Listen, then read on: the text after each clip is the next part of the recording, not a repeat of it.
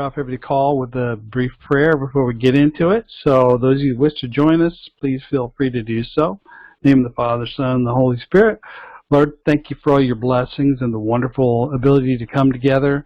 Thank you for the wisdom, knowledge, and experience that you're giving all of us to be on this earth at this time to grow and learn from the things you want us to see. So I thank you, Lord, for giving that opportunity. I also want to say that I'm proud of many of the efforts that people do make in their cases, and we pray for all those who have to deal with some challenges. The real challenge here for most of us is that we perish for our lack of knowledge. And we're all here today to learn from one another, not just from me, how we can better address and deal with those issues. So, Lord, thank you for the ability and the tools to do that. In Jesus' name we pray. Amen. Just a reminder of our legal disclaimer. Everything we do on this site or on these calls or even in follow-up consultations is for the void of the legal advice. What that basically means is we're not here to be your lawyer. We're not lawyers.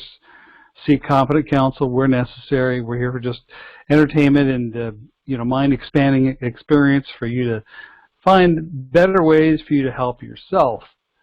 Because we can't possibly be there and be involved and engage in every detail of everybody's cases, but we can certainly give you a lot of direction on how to become empowered, because knowledge is what empowers you, not somebody doing something for you, to move forward and get a better result for whatever you might be dealing with now or in the future. Sometimes we're in situations where we're pretty far into it. There's not a whole lot we can do, but maybe we can minimize the damage. That's sometimes all we can offer. You can't come to us at the last minute after 100 other mistakes and want us to correct your mistakes. That's just not realistic. But, as you go forward, you can certainly do it better having the tools and resources that we talk about. Some of those tools that we have in terms of just general knowledge, one of which we're going to go over here, which is learning more about evidence, but also is some of the course material that you could be studying supplemental to this. We recommend everyone, every member, get a copy of How to Win in Court Without a Lawyer. That link is urlaw.org/JD. urlaw.org, our website, /JD. And that will get you that information on that mini course. Costs less than 1 hour of attorney time to learn how to be your own attorney if you do have to go to court. The other avenues are we have some coaching options, which you might or may not be aware of, but a lot of people don't actually go around and look for these things. But if you pull down this link right here, you'll see there's several options, like forming your own ministry. Great way to create an entity to operate under, not using your Social Security number for everything, to have, and also really the purpose is to give you a tool to have an entity to go out there and do your purpose in life. We have criminal case coaching, which we call our Slam Dunk program. That is strictly a program where you probably will take an attorney, but you won't have to end up paying for it if you do it the way we teach you, and you'll get a real positive result because there is no competent fact attorney that can really help you once you implement the rules that we have you do under that program. So if you're early enough in a criminal case, you're not down the road, you haven't done a plea deal, you're not already past conviction, you're closer to the beginning than the end, that's a really good strategy to help you. And it's a coaching option, so there are additional fees involved. So look there for information. Forensic analysis of your syntaxing documents for you, basically. Many documents can be approached, and sometimes you need that little coaching as a way to approach it that way. So we have a special coaching option where we will do a document for you and then give you some direction on how to approach it going into a given situation that you might be dealing with. Because, to be honest with you, everything they send you in the court is an offer. When I see offers written in fiction language, my first response is, well, I need to know a few things. Like, what do these negative prefix and negative suffix words mean? Are you using? Is this defined anywhere where I can look it up, where I can know this in advance? Can I have the ability to get clear definitions? Can I have the, can you explain to me what the spaces are on the document? Because that's called void continuum of evidence. and so on and so forth. But asking all these questions makes them real nervous because you've discovered the real secret that none of the papers they hand you have any standing. They only have standing because of your action to follow through as if they do. Let me say that again. Those documents only have standing because of your action to assume they apply. Now, this is another way of doing a jurisdictional challenge, but we're addressing a specific issue. I get a lot of people say, well, I just want to just challenge them on jurisdiction. Oh, and by the way, I want them to rule on this, that, or the other thing. Well, how's the court supposed to rule on something if you don't give them jurisdiction? You don't really give them jurisdiction, but if you don't, proceed under their jurisdiction. So if you want something ruled in your favor, you got to go in. But if you also want to make the issue about, well, this piece of paper you gave me here has got these issues, please correct these issues, and then we'll proceed. Then they're stuck because you're not jumping into the game. They'll try to pull you in. They'll try to trick you. They'll act like you're not saying anything useful, but believe me, it's very powerful. So that's the value of learning our syntax analysis, which we have an entire course on within the premium member area. You just go to our member areas, and there's various courses there for you to get into. Some of these are accessible, almost all of them, except the criminal case slam dunk and the status correction. Those are coaching for courses, but everything else is available here. So, be aware of what's available to you. Also, the video webinar replays, that's where we see the replays of every one of this particular web meeting that we do every week. So, let that be that. I also wanted to remind people, we're in in case you haven't noticed, we're in an election, still in an election year. It's not over yet. It's actually never over until it is certified. And it's interesting how elections work a lot like rules of evidence, which I'm going to cover a little bit about today. The general public has no clue what is evidence, which is why they're easily manipulated when they go on after the election and the press is called. It told us who the president's going to be. The press is telling us, without it being final or certified, that yes, the president-elect is so-and-so. Okay? Well, the problem with that is that's just not true. And, of course, a lot of people are going to run around. They're celebrating. They're like, yay, yay, we won. He's the president. The president-elect. Ladies and gentlemen, he's not even the president-elect yet. For two reasons. Number one, the contract is a fictitious conveyance of language. But number two, they have a certification process in their statutes that hasn't been completed yet. And the right to challenge and check the facts and certify and verify and get witnesses is actually fundamentally following the rules of evidence. We've got a problem with the evidence right now in this current election situation. Now, it might turn out that Biden wins. Okay, fine. I'm not emotionally involved that much anyway. I mean, I certainly don't like what he has in mind, but, fortunately, if there's a balance in the Senate, it'll be okay. The bigger issue is they're still dealing all in fiction. Everything they're doing is void of continuation of language, and they're just missing all kinds of things that we all assume is legit. But on that public side, where they are your public servant, they've got to even meet their rules, and those rules have not been met yet. So when one party says, "Hey, we want to count every legal ballot, every legal vote," that's actually the proper thing to say. The vote's not a vote unless it's legal. Okay? So, it's not an unreasonable thing to do those things. In fact, if anybody knows any history, I think it was during the Truman presidency, it was declared overnight that he had lost, and then through the further counts, they found out he won. And then there was the Al Gore, a Democrat, in 2000. It took 37 days to determine the outcome of that election. It was granted it was over one state, but the point is there's a process to go through. In this case, there really is a lot of very suspect things going on because of the mail-in balloting that we're dealing with now. It's just created a whole new set of problems. A lot of states even changed the rules halfway through. I mean, how'd you like to have a football game where you're behind and you go to the referee and say, "Hey, would you add 2 more minutes to the game clock? Thanks, appreciate that. Gotcha." Yeah, that isn't going to happen, but you actually have states without going to their legislatures doing that.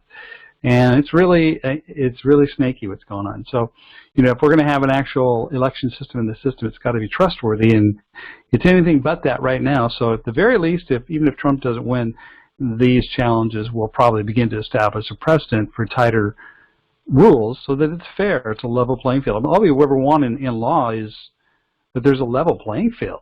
The rules are clear and unambiguous, which, generally they almost always are ambiguous because it's all written in language that is subject to interpretation all the time, judicial discretion, they call it. But, if you do have to play by the game, then let's make sure that the rules are consistent. Because the, important thing is right on this. So that leading into, I'd like to I'm just going to preview a document that I'm going to be putting up on the, it's actually going to be a blog page. So it'll only be accessible within the premium member area as a blog page. It's almost a 120-page document on how to learn the federal rules of procedure and the federal rules of evidence. And it's a really easy read. It's kind of borrowed from a couple of different sources. We've put this together, edited it. It's not quite done editing yet, but it's going to be a pretty exciting piece because it'll really give you a basic, if you've got to deal with court, and you're doing objections, you're doing motions and things like that, you got to know how it basically works. You got to know the rules. So this takes you through the rules, gives you examples of situations where the rules could be used in your favor, because it's those rules that will get the court to listen. I was chatting online today with a gentleman who was talking about the court kept overruling him. He says, I keep challenging jurisdiction, and then I want them to rule on a contract that we have with the court from the divorce decree, and I don't agree with the contract. I said, so wait a minute. You either want the court to give you a ruling or you don't. If you want to argue that contract, then why are you also challenging jurisdiction at the same time? See what I'm saying? It doesn't make sense. You can't... you can't avoid going into the game if you want the referees to give you the ruling. You got to step on the field. And, if you want to win a game, you got to step on the field and you got to abide by some rules. But if you don't want the outcome, don't play. It's one or the other. So jurisdictional challenge isn't just something you just say. You've got to show how the court doesn't have it, and then you stop there. You don't get into other issues. If you start getting into other issues, then you're giving them jurisdiction. You see, you're giving them the authority to listen. So be careful how you play that game. A lot of people misunderstand the jurisdictional challenge thing. But I put this document together on evidence because a lot of people don't understand what it is. Like I know, for example, in the election situation, they're trying to find actual witnesses that saw that, for example, when mail-in ballots come in, they're supposed to be witnessed because when you go in and do the ballot yourself, they see you with an ID and put it in the box. Okay, there's somebody that's witnessing that. But when the mail-in elections are happening, they're just ripping open an envelope. There's no certification of there's nobody really proving that the signature was correct, and they're stuffing the ballot into a box to be counted. Well, there's no authentication. It's not evidence. Technically speaking, any vote that was put in that way should be void because it's not evidence. And ballots are evidence of a vote. You see what I'm saying? So I think the arguments that they're making are actually very valid right now. And again, I'm not trying to be political about this. I'm just trying to point out that you have to be able to authenticate evidence or it's not evidence. So evidence is authentication, includes authentication and competent fact witness. Okay? If you don't stop that, you'll get beat in court every time, no matter how right you are, if you don't procedurally do it right. So if you don't, even if you allow a competent fact witness to be just walk off and not actually give the witness testimony because there isn't a competent fact witness, it's your fault if you lose. So you can win your battles before they're even fought if you want to. The key is you've got to know what competent fact witness is and authenticated evidence is. So I put this book together so you can have a good understanding of it and then even pull out the rules because the courts listen to the rules, not you and your theories. They don't care about your opinion.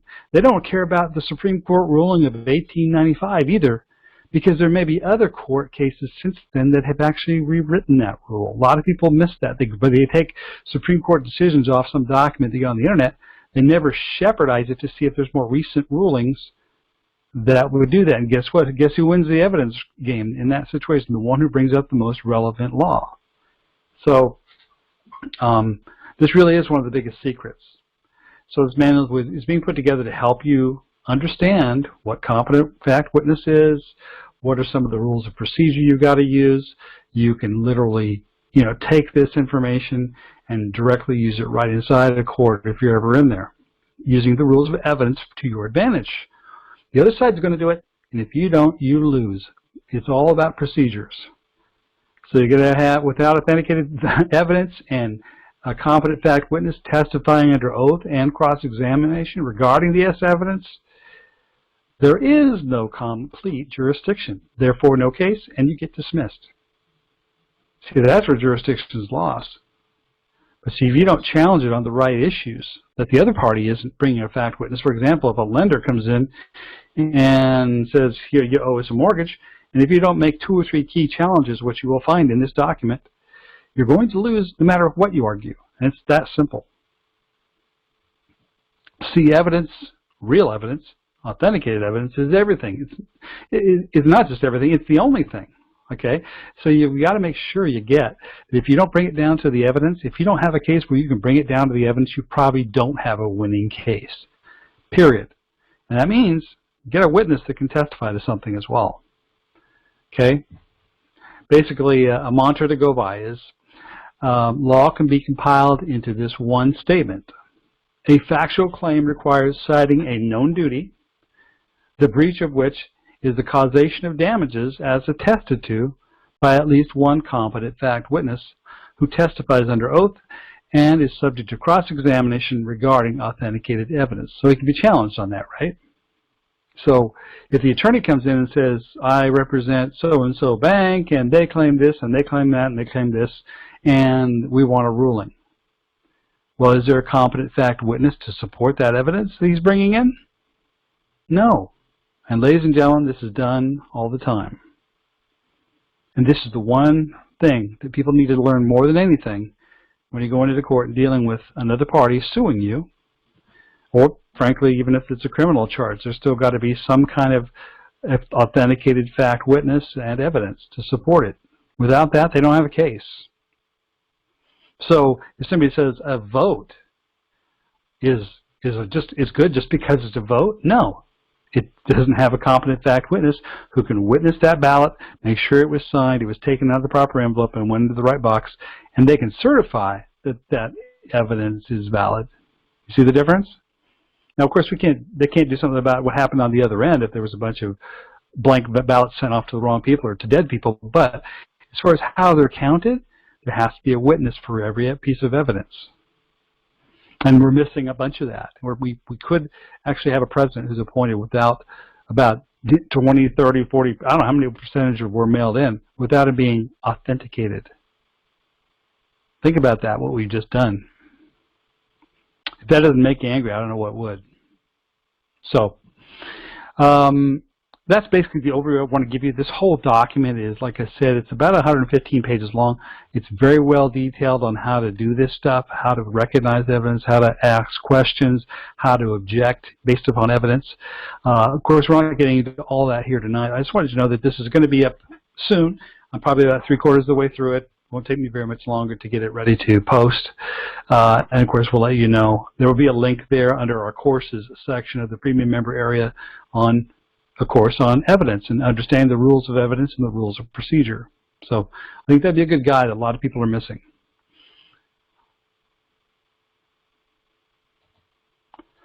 Now, let's see. I think I saw a couple of questions popping up. We get to questions after we take success stories, folks.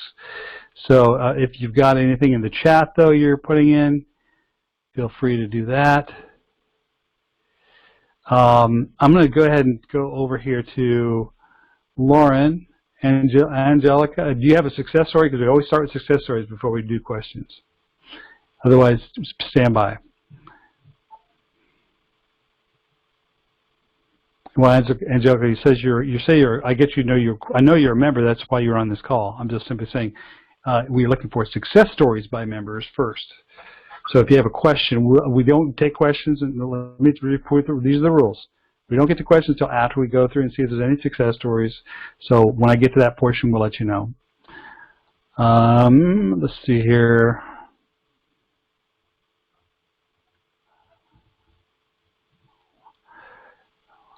Lauren, I'm going to unmute you if you're still out there. Oh, there it is. You just unmuted me. Yeah. How you doing? Yes. Good. How you doing today? Oh, I'm doing all right. How are things back in Chicagoland? They're pretty good. I got a interesting story. A young man sent me a letter. We sent a form, the anti-bribery FOIA request, and we requested a number of things, and we got a letter back from the judge saying she doesn't have her anti-bribery statement and foreign registration statement. Really? It came off a letter. Yeah, came off her letterhead. I'll get it over to you tomorrow. Yeah, sounds like she needs to be recused. Yes. You and I kind of talked about that briefly, and I kind of put it in motion. And he actually put it in about 3 weeks ago, and now we get a letter from the judge saying she doesn't have them. And I find that extremely interesting in time for us to recuse her and move on to somebody else. Yep, that's good. That's a good move. Just thought I'd give you that information. That's success. Trust me, guys. That's a success. It is. It is. Because if you actually get a response, because usually they don't respond at all, and you can either way you can put in the record. If you did put a motion for recusal, if the judge refused to respond, you could still attach that as your reason for recusal. But now you can look at a motion for recusal for lack of standing of the judge. Mm-hmm. Yeah, because they're all foreign agents, folks. In case you didn't realize that, you're out here on your state, and they're from some foreign jurisdiction by some bar association from another country. That makes them foreign.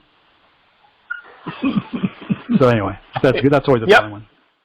Yep. That's not all I have. No, that's all I have. Just that one success story. We're that's good. Great. Thank you. All right. Yes, sir. All right. I'll be here. All right.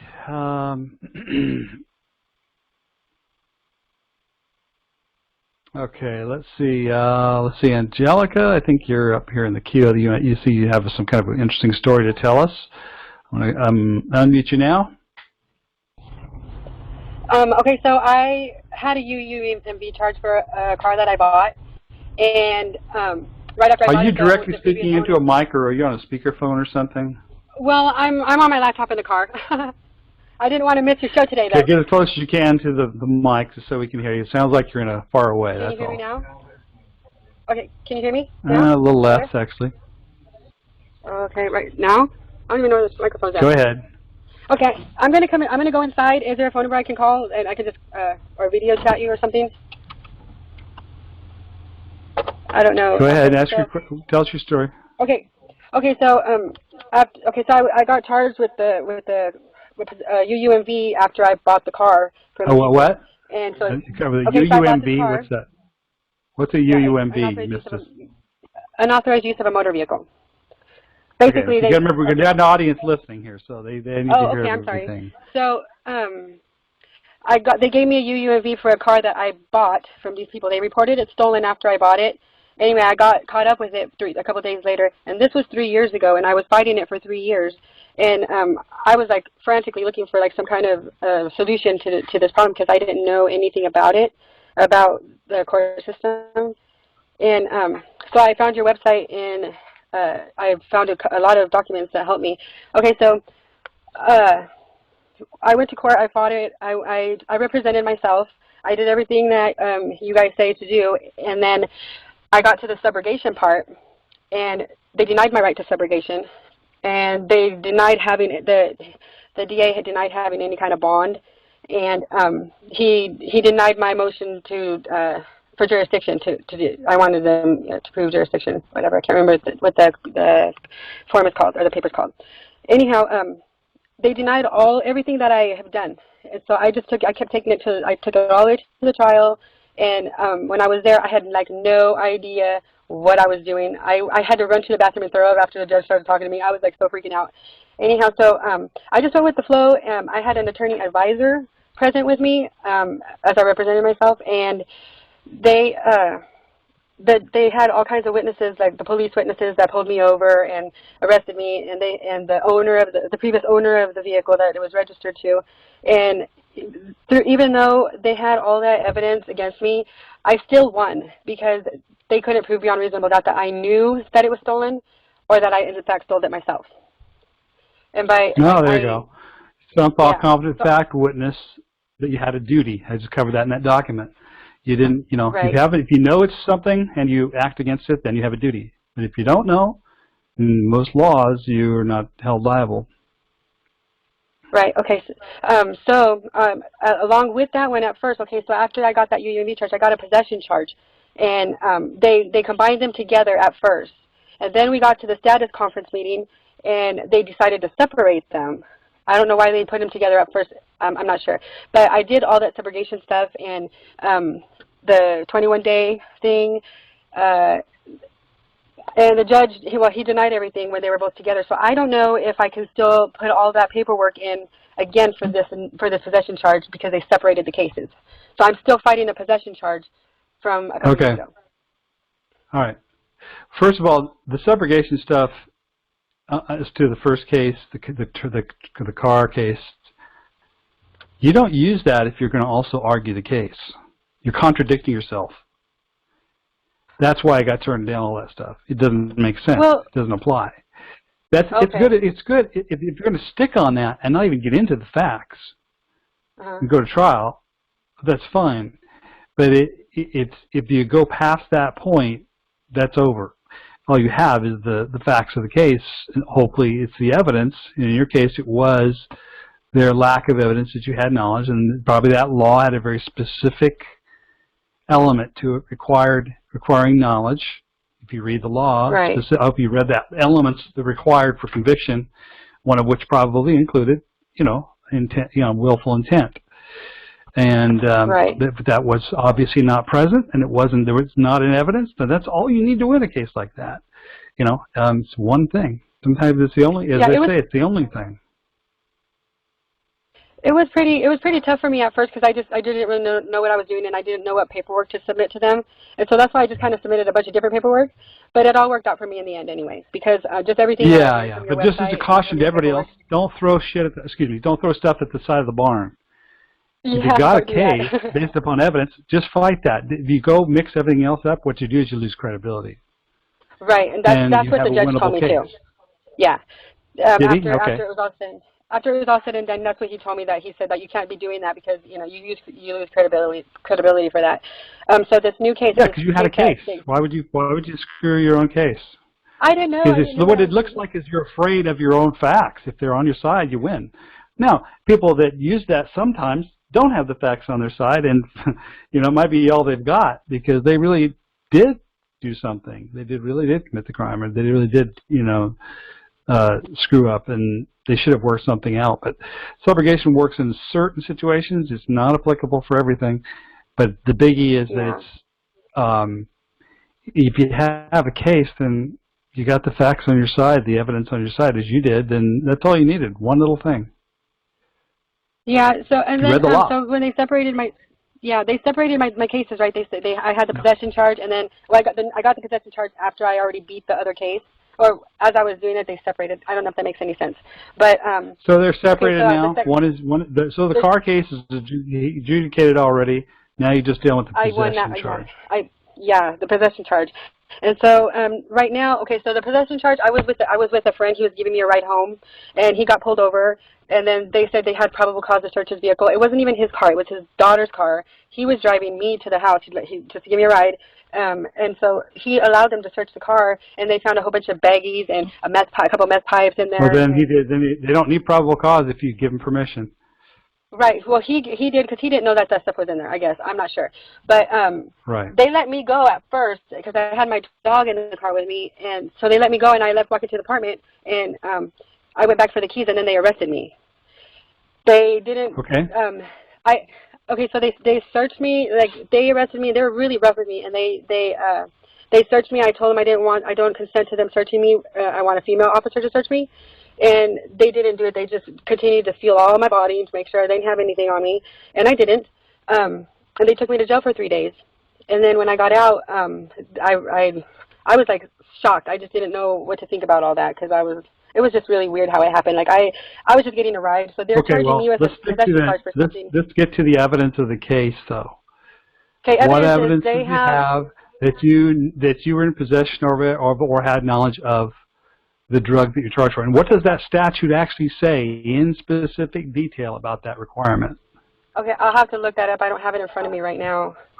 Look it up and read it really, really carefully. Look, what are the elements required for conviction? If those elements are missing, then that's all you have to think about. Say, well, so, Your Honor, Mr. Police Officer, what evidence do you have that I had knowledge of that? See, they could never prove that. What evidence do you have that I had possession of that? I was a guest in somebody else's car. What evidence do you have? So no evidence. And then no witness that can testify to no evidence. Case closed. Move for dismissal. Okay, yeah. Okay, yeah, that's what I was going to get at. I was going to ask you if that first-hand witnessing would work for that. Or evidence, really. It's evidence or witness, both. You have to have both, or you don't have either. Well, the only evidence they have against me is they found baggies and they found meth pipes in there, but they didn't find anything on my person, on my body, or in my bag. There was a bag of another girl in there that supposedly she stole my phone. Okay, so on your person, on your body, what evidence do you have? According to the element of the crime, it says you must prove this. But whatever the exact wording is, what evidence do you have of that as it relates to me? Okay, cool. Yeah. That's your real question. You know, you can almost move for a discovery motion for that specific evidence. And if they don't produce it, then you can get it dismissed for lack of producing discovery. Okay. Yeah, a few questions you could ask in discovery. Okay. Yeah, I was going to ask you what was the best way to go for that with that. Well, you'd have to show the law first, read it in detail, and say they can't prove this, this, and this. So now you need to ask them, what evidence, according to the law, you have to prove this. What evidence do you have of 1, 2, 3, these elements? As it relates to what evidence do you have on the record you're going to produce for the record that I had knowledge of those drugs? What evidence you're going to produce on the record that I was in possession of those things personally? Okay. What evidence do you have that this was my property that you searched? They don't have any evidence like that, then what you're doing is by pulling out the discovery. The discovery is where you can win a case like that. Now they're going to know that that discovery is going to come right out up front. Now you can move to dismiss because they lack any evidence. Okay, yeah, that's great. So does all this stuff work for traffic? Does that work for traffic tickets also? Sometimes, yeah. I use the evidence approach we have in our folder for, it's a discovery-based traffic ticket approach. We ask a ton of questions about speeding. You know, typically it's a speeding ticket or something like that. Then you just start, there's a way to ask 10 or 20 really good questions that make them do it. The other part of what people miss a lot in traffic cases is that sometimes, if it's not a prosecutor-based case or it's just the police officer basically is both the prosecutor and the witness, read the rules of evidence on that. They do it all the time. Yeah, they do, huh? Yep. Okay, cool. Okay, well, I'm going to do more homework, and I'll let you guys know next week how it's, I think it's my court date is on the 18th of November, so I'll let you guys know after that how it went. Well, what court date? It's for on the 18th is for a traffic ticket that I got because I didn't have I bought a truck and the tags were expired on it, but people put fake stickers on it. And so what kind of traffic ticket? What was the charge? Failure to register the carry registration for the vehicle because the tags were expired, and I didn't have insurance and I didn't have my driver's license on me. But do you have a driver's license? I'm not too scared. I do have one, yeah. I'm not really too worried about that because, Get the car registered and get insured and send that into the court first. Okay. Then you come with clean hands. You say, Your Honor, apologize, that was a mistake, but I've already taken care of that. Consider a motion to dismiss. Okay, yeah. I started like okay, so I didn't even get pulled over. I was driving through a little town called Mount Angel in Oregon, and Okay. the Mount Angel, cop Oregon? he pulled at Mount Angel, Oregon. Yeah, I was driving Know through where it that is. town, and They you have know a where good it's at? Oktoberfest there. Yeah, they do. They didn't have it this year though. It sucks, I but they know, do. bummer, huh? Yep. Yeah. So I was driving through the town going towards my aunt's house, and I passed the officer. I wasn't speeding. I was just in my truck. It was loud. The muffler needed to get put back on, or a piece of it needed to get back on. So it's a really loud truck. It's a big, loud truck. And so I pulled over into my aunt's house, and I was already off the truck by the time the officers came around the corner to see where I was at. And so they didn't pull me over or stop me or anything. They just went and parked down the street to see what I was going to do when I left. And so then I got back in my truck. My aunt wasn't home, so I got back in my truck and I went to my friend's house, which is a couple blocks away. And I pulled into his driveway, and I was getting ready to I had the truck off. I was getting ready to get out of the truck, and the officers pulled up. There were two of them pulled up, like in front of the house behind my truck. I was in the driveway, and they said, "Well, the reason why we pulled you over," and I was like, "You guys didn't pull me over." And I was arguing with him about that because he kept saying, "Yeah, the reason why I pulled you over." I'm like, "You didn't pull me over." And he just kept insisting that he pulled me over, and then he asked me for my information. I said, I'm not going to give you my information. I don't have to give you my information. I'm not doing anything wrong. And then he said, well, your tags are expired. I'm like, well, what's that? Did you give him a name at least, though? They can ask for that. Yeah, I told him my name was Angelica. Okay. That's all I told him. But he wanted me to show him, proof of registration, because the guy that I bought it from, he had just barely died in the jail. Like he was, I don't know if he was murdered or he committed suicide. I'm not sure. But he had just died in. So this car wasn't already yours. You just bought it from somebody? Yeah, I bought it like a week before this happened. And you hadn't got it registered yet? Well, no, not yet, because I'm not driving it right now. But I bought it like a week before this happened, but I went and picked it up that same morning. That's where I was coming from when I was driving through Mount Angel. Did you have the purchase papers with you? Yeah, I had the title. I had a bill of sale. Okay. Yeah, I had all that information. I had all that stuff. Okay. All right. So you showed him the title. Did you show him let me ask you some questions and just answer me if you can. Okay. Did you have the title, Did you have the title and the bill of sale, right? I did, yes. Yeah, and you have time before you have to get a car registered, right? Right. I don't know I think it's probably 30 days or something like that. So yeah. They gave you a ticket for not having it registered? That was one of the tickets? Right, they did. Yeah, and then they also scratched the fake stickers off of it too. They're like, well, these are expired and these are fake stickers. Yeah, the guy who had it before me, he put fake stickers on it because they expired and he didn't want to pay to get it registered. Okay. That's why he no problem. So now are you otherwise insured, or did you have no insurance at all? No, I just barely got it. I didn't have any insurance on me, no. Did you have any insurance at all, though, like a previous policy or anything? Well, yeah, I'm on. It's my mom and her husband's insurance because I drive her around, so they put me on their insurance. So you were insured generally.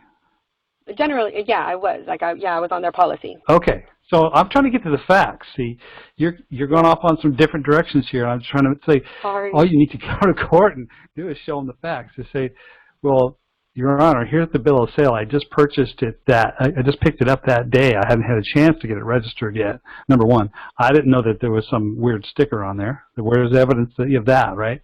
Number two, I am insured. Here's my proof of insurance. I just purchased the car. I hadn't had time to do those things yet. And that's all you had to say. Okay.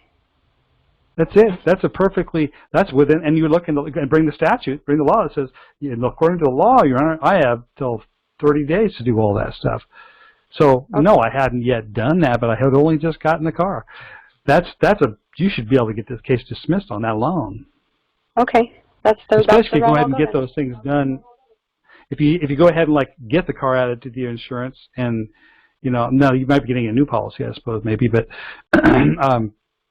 but you can still show that at the time I was insured. Here's the policy. I'm on my mother's insurance.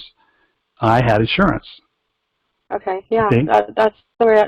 Yeah. I hadn't had time to add the car to it. I just got the car a few days ago. But you see what I'm saying? That's right. I mean, I'm sure I guarantee the law says, yeah, you got time to do all that. Okay, yeah, that's the route I'm going to take then. I have a court on the 18th for that one. You got two facts in the law to say. Maybe you send a letter, say the law says here's what, and send a letter and copy the law and say, here's what it says. I'd only purchased the car this date.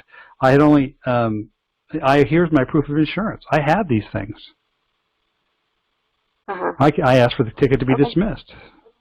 Boom. So just go to the hearing if you want. I mean, this case is simple. Just bring that evidence with you. Here, I want to submit some evidence for the court. I was insured. I just purchased the car. The law says I had this many days. I don't know why I got this ticket. Okay, so do I move for dismissal. Okay. And Will that be on my driving record, though? No, they dismiss it. Will that be on my... Okay, cool. All right. My son even got a speeding ticket, and the way we negotiated, even though he lost the case, he still didn't get points the way we negotiated it. There's always a way. Okay. But in his case, he lost. You would win this case. Well, I have faith in that. Like that's what I believe that I would. Well, that's just look at the statute. This is simple. They give you a ticket that doesn't apply. You have X amount of time to get this. See, when people get on these, sometimes people get off on all the wrong stuff, and it ticks the officers off. Then they give you a ticket. That's a situation where I said, like, I know the law. The officer says, you have expired tags. I says, I just purchased the car. Here's my proof of papers. Here's my proof of insurance. What's the problem? Well, you don't have your driver's license with you. Yeah, well, why don't you look up my driver's license and see if I have one? Yeah, and I told him that, and he refused to do that, and he refused to let me get into the glove box to get the paperwork out of there to show him. Like he didn't want to see it. I pulled it out anyway after he walked away. I pulled it out, and then the other officer came over because he said he looked going through the glove box. And then I was like, look, see, and I showed it to the other officer. I go, bill of sale title right here, and he didn't even want to look at it either. Like they just okay, fine. Just get him in court. They won't want to deal with you in court with that. Bring your evidence. Yeah. Okay. At the time I produced this, at the time I had this. Yes, I didn't have the license with. I am licensed. I just didn't have it with me for whatever reason. Just tell your story. I mean, sometimes there's times where you just show the facts, and that's all you need to do. And in a traffic court, they just want to get rid of cases quick. Okay. Here's my license. Thank you very much for all your and help. walking traffic. I have a license. I had a license. I just didn't happen to with me. That's true. But here's the proof. Here's the papers. I tried to show the officer. He refused to look at them. Here's my proof of insurance. He refused to look at this. I wanted to give it to him. Why am I getting a ticket for this? I move for the case be dismissed. And you prove that and if you could even go as far as registering the car first to show, not only did I have the papers, but I've also got it registered since, so it's done. And just totally have everything covered. Yeah. Okay. Come in full on. Okay, that's what I'm going to do. Thank you so much for all your help, TJ. I appreciate it. You bet. You bet. Good work, though. Okay, thank you. I'll let you guys know how it went. Okay. My success story when I come back next time. That should be. That should be. Have a good evening. All right. Yeah. Just keep it simple. Stay in honor. All right. I will. Sometimes just using a little common sense makes all the difference.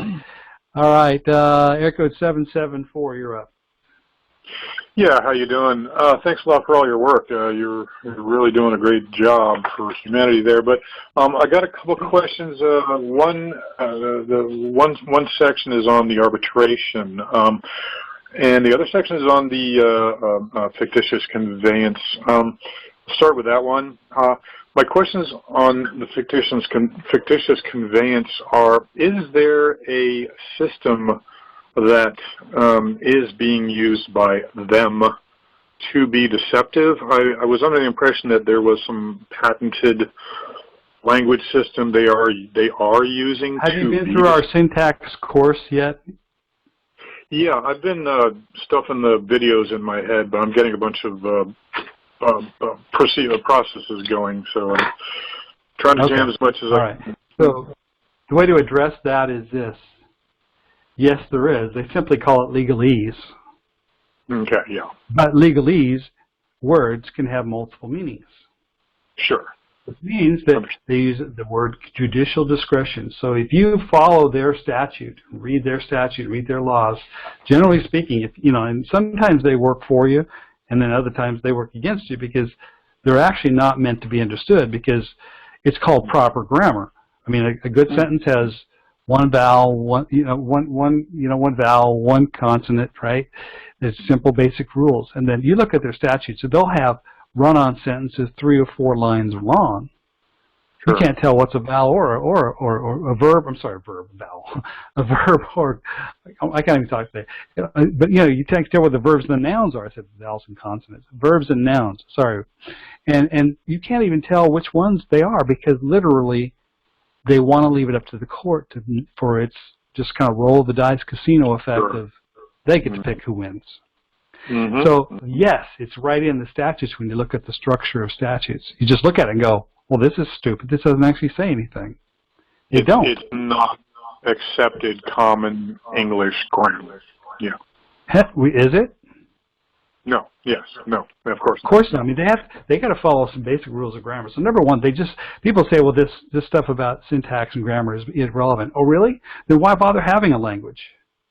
Oh, yeah, it's very relevant. I'm totally into it. Yeah. Yeah. So when you just read a few statutes, read some contracts, read a mortgage contract, read a criminal or a civil charge, and watch how many times they have run-on sentences. Just if you don't even know enough about how to break it down, just think about that alone. Then look at how they use present tense, future tense, and past tense in the same sentence. Yeah. Sentences work like math. You can have a plus and a negative, and you know what you end up with? A 0, a nothing, Correct. a no contract. It's 0, it means nothing. Yeah, yeah. So it's mathematical sequence. So they use a mathematical sequence to make sure that there's no contract. Now, why would they want that? Because they get to keep the system going if they keep winning. Mm-hmm. So by creating documents that don't really form a contract, but your performance, and you're arguing something over here when really they're arguing something over there. And they're going to win every time because you think you got some right or you've read the statute and you know what it means. Oh, really? Well, there's a court over here that says it means this, and then there's a court over here that says it means that, and there's a court over here that says it means that. Well, that's the one we're going to use today. Mm-hmm. Mm-hmm. So I'm not saying they're all naturally corrupt, but inherently in the way they do it, they have the distinct advantage, kind of like the casino. Sure, you can win $1 million if you go to Vegas. What are the odds, though? I would say they're naturally corrupt. Well, I'd say inherently corrupt. So let's just say by design, they're inherently corrupt. That's a different way to look at it, right? So it's unfair until you know the secret, right? So I mean, there are good poker players that win a lot. Sure. So you got to know the rules of the game better than they do, and to be surprised how sometimes they don't, even the lower level courts, they don't know. They're just following, they're just doing follow the leader, right? Just doing how they do things. Yep. And attorneys don't know this. I can tell, unless they're a very long-term experienced attorney. I sat down and explained it to them, and they'll just go, "Well, that makes perfect sense, but the court's never going to do that anyway." But you're right, because you can't do it. They can't. They can't bring up this issue because they got to work within that contract, that realm that they're licensed under. Mm-hmm. So when you just understand that fundamentally they have a language structure that allows them judicial discretion, and they're using grammar that fundamentally cancels out most of the sentences. Well, if I have a business contract with somebody, and there's 1 or 2 sentences that completely are wiped off the page, could that change the outcome of the entire contract? The entire contract, absolutely. Yeah. Absolutely. So isn't an indictment or a ticket it says something. It says something happened, something exists, some duty is there. Again, the key with every contract is the duty. There's a duty here of you to do something. Well, does it? Well, maybe it sort of appears to, but in reality, if this section over here is boxed off, and this negative or this now time word is actually a past time word preceded by a pre-time word, which essentially cancels out the sentence. Things like that, you just go, well, then this document here is not worth the paper it's written on. Is babble a legal term? Not really. It's something we use to sort of describe it. Sure. But there's like in the training, I do give you some information on the actual one of the many grammar patents that exist. That's what I was. There's a link there. David Miller knows that. And these patents are coded. That means they're like I'm a former crypto intel guy from the Navy way back. One thing I could learn how to recognize was patterns of words and numbers and things like that. I was pretty good at it, and I didn't know then what I know now. But I look back and I go, well, that was a useful skill actually, because now I look at sentences, and if I stop and don't try to understand the sentence, but I stop and look at the words in the sentence and start breaking them down, I suddenly realize there's a pattern here. Yeah. And literally, it's all written to mean nothing, so that you trip into it, and as soon as you act like you understand it, that's why they always ask you if you understand. They'll ask you if you read English. They always do. So what's that? I read English. I read Chinese too. What does that have to do with this?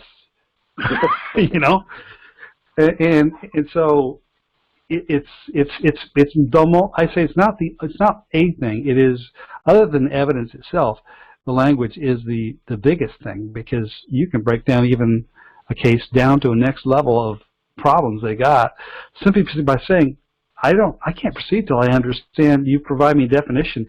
What language? Do you have a book that describes the language structure you're using here and the definitions? Yeah. Not just the definitions of words, but the definitions of certain structures of language, like past tense, future tense. You know, are you using a sequence like that? I need to know that so that we can form an agreement. Listen, you go to court because two parties could not form an agreement. You go to court to form the agreement. Yeah. Whether it be a criminal charge or a civil charge, it's the same thing. Most papers are so defective it's unreal. So that's the language side of the question. You said you had a question about arbitration? Yes, arbitration. Stepping back a little bit, I know it's a bit of a sensitive subject these days among the people like us. Is my understanding that the criminal Esquire gang has intimidated and chased out the organizations that were doing the arbitration, one of which I had used for 2 cases in mortgage. And essentially what I was using them for is basically the notarial process. Really, that's all they were to me, in a way. And they're an advanced administrative process, yes. Yeah, but they're an advanced administrative process that is already that I used to confirm my existing process of debt demand, debt validation demand, right? And so I was using them for a third-party, impartial, 3-person tribunal, which was composed of state witnesses, also known as notaries, right?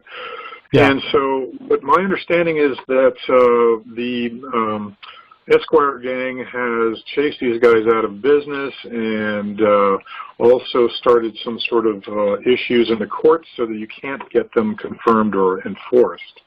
I'm curious if you know what their arguments are so that I might counter them if they are valid at all. The only 2 that I got from the one I am proceeding on at the moment, the only 2 arguments, and of course it wasn't done in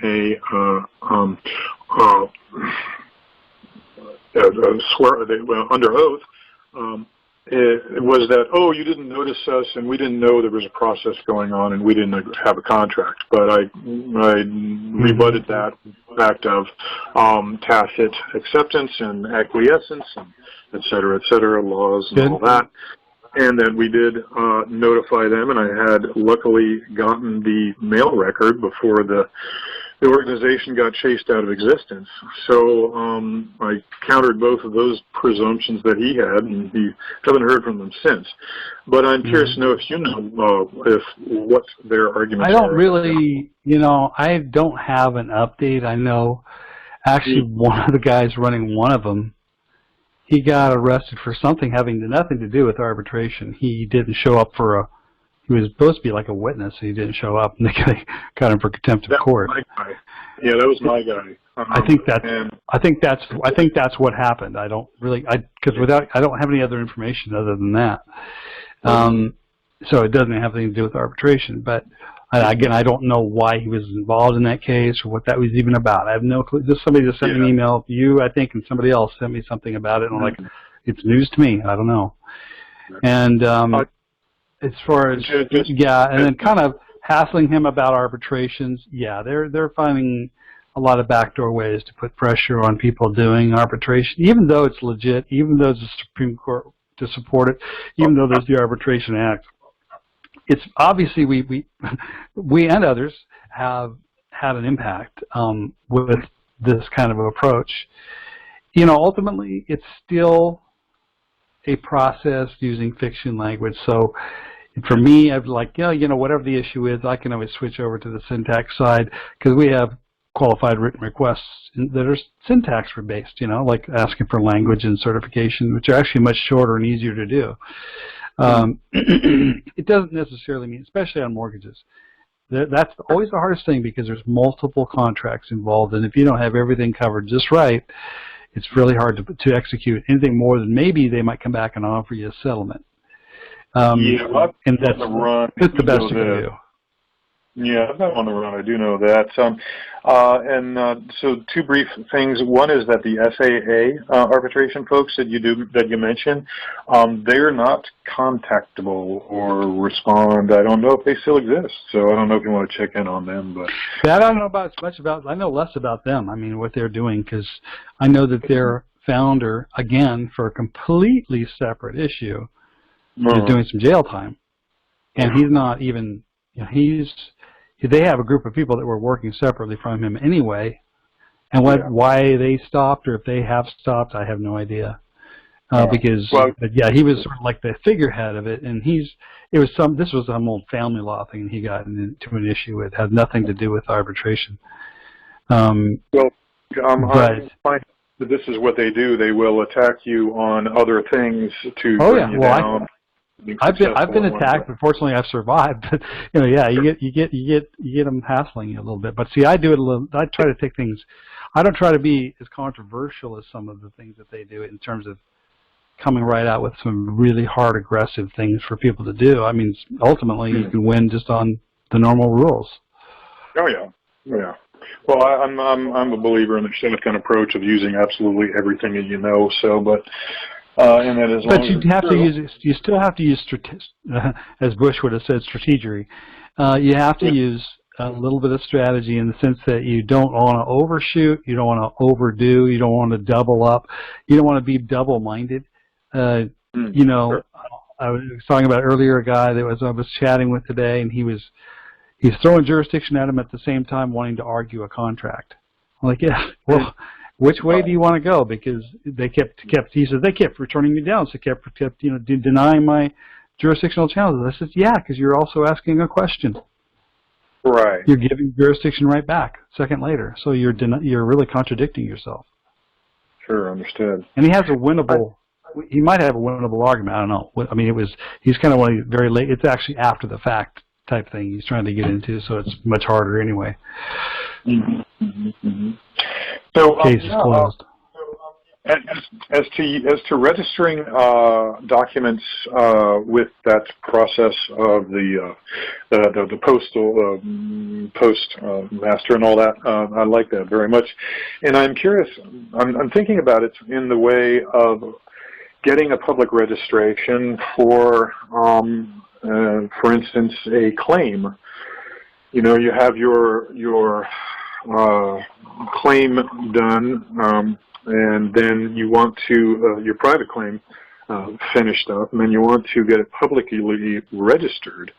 And in order to avoid any sort of court corruptions or hassles, I was thinking that utilizing that mail process would be a good way to get a public registration number, which you could then... Right. When you register mail something to yourself, if you are first declare yourself, especially if you declare yourself a live life claimant, you register it back to yourself under that live life claim number as well as a registered mail number, you have something very strong in terms of something that could be submitted through the postal system as a complaint. And that is considered a public registration, yes? Does it have a postal registration number on it? doing that It's process not with a public notice in the sense of putting it out in the public, but it is certainly something that's admissible as evidence because it's now registered as a claim. Yeah. Okay. That's what I was getting at. That's great. All right. Well, thank you very I much. think that's the way to look at it. All right. Yeah. Thank you. All right. Thank you. Bye. You bet.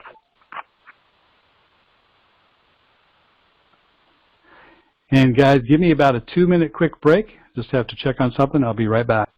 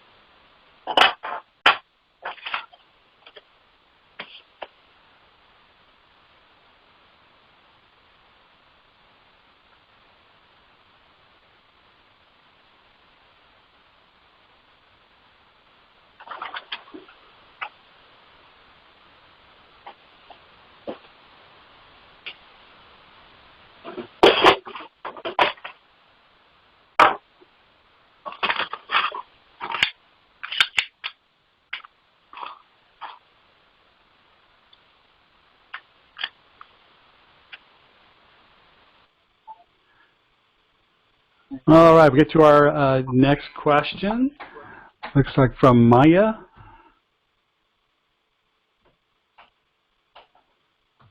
I think. Hello, is Maya? Are you available? You're up.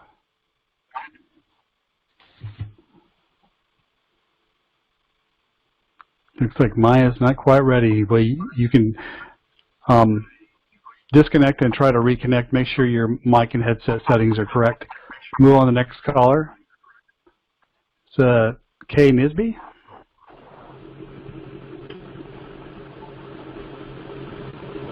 Oh.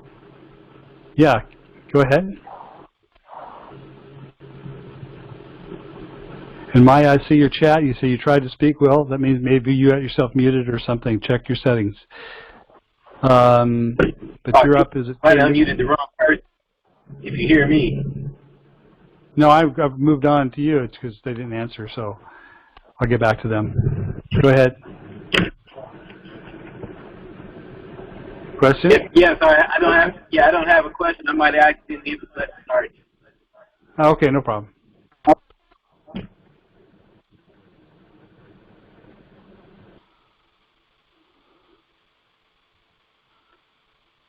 Jackie? Yeah, hi, good night. I want to know, because I was rejected when I went to the post office to mail my registered mail. The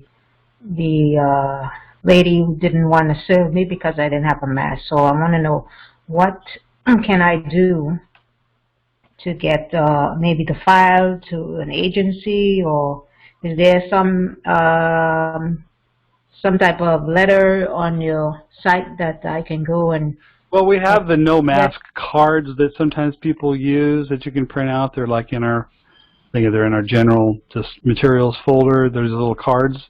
It has a reference of a couple of things that you might be able to rely upon. You probably have to complain. If you want to file a complaint, you'd have to file a complaint with the postmaster, which is usually somebody locally you can find. And you can tell them, yeah, I object to your mask. I have a health exemption. I was refused service. I'd like to know who I file a complaint with, because that's an American Disabilities Act violation.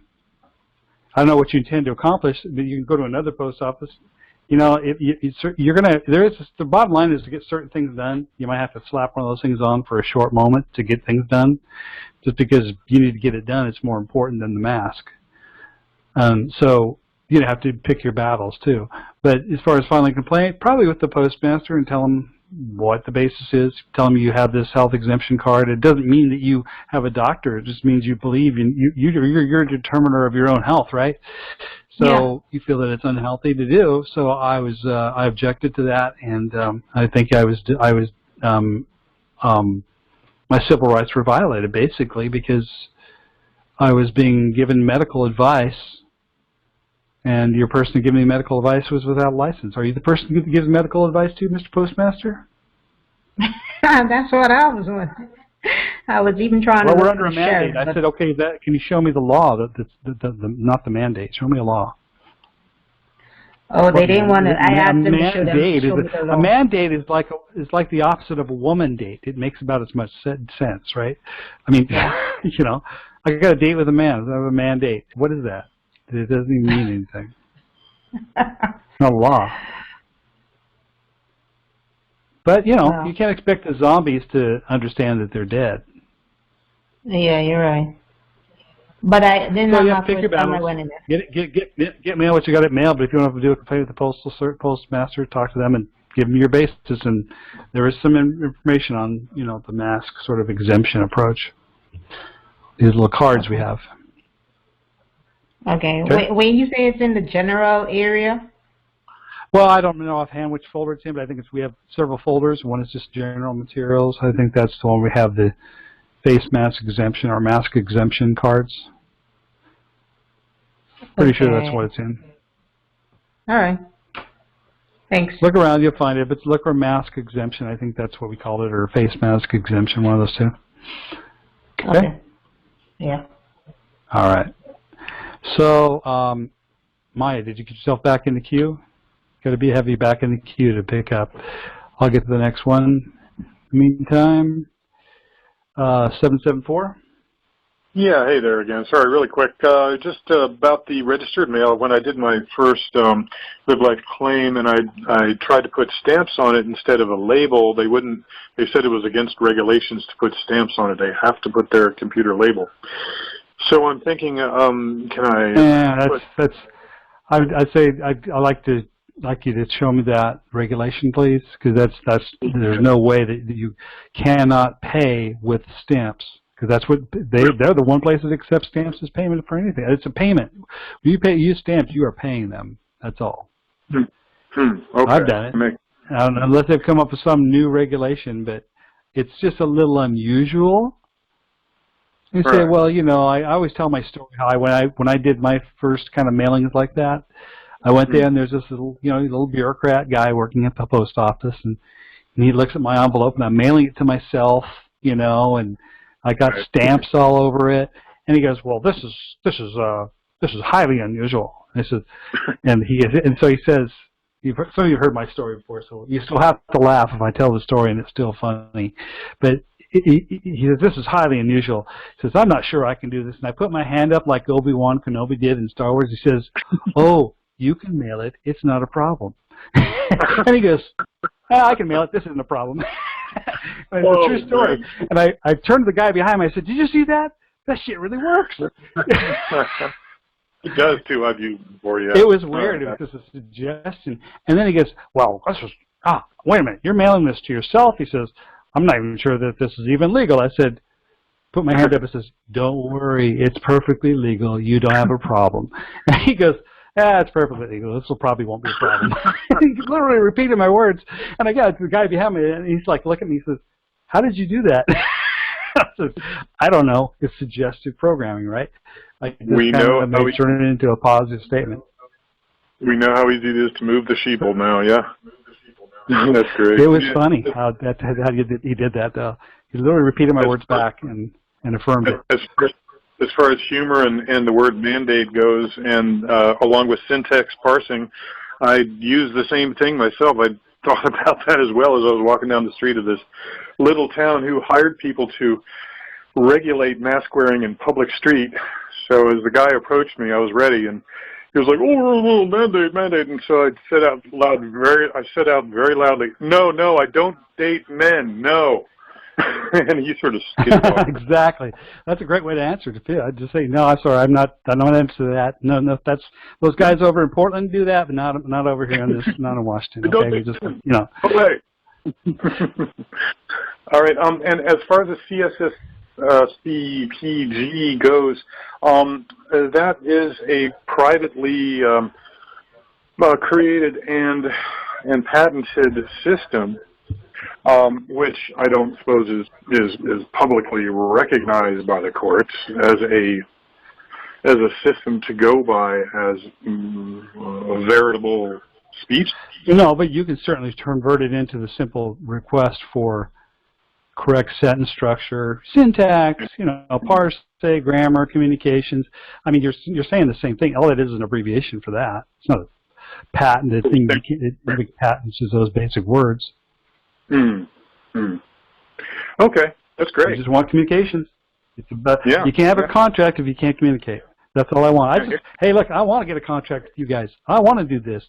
You always have to be wanting to do it. Don't be denying. I'm saying, you don't have jurisdiction over me. I hate you because, I'm a sovereign and I glow in the dark, and you're just a fictional thing, and you can't talk to me because I'm superior and I'm your master. No, that's none of that crap.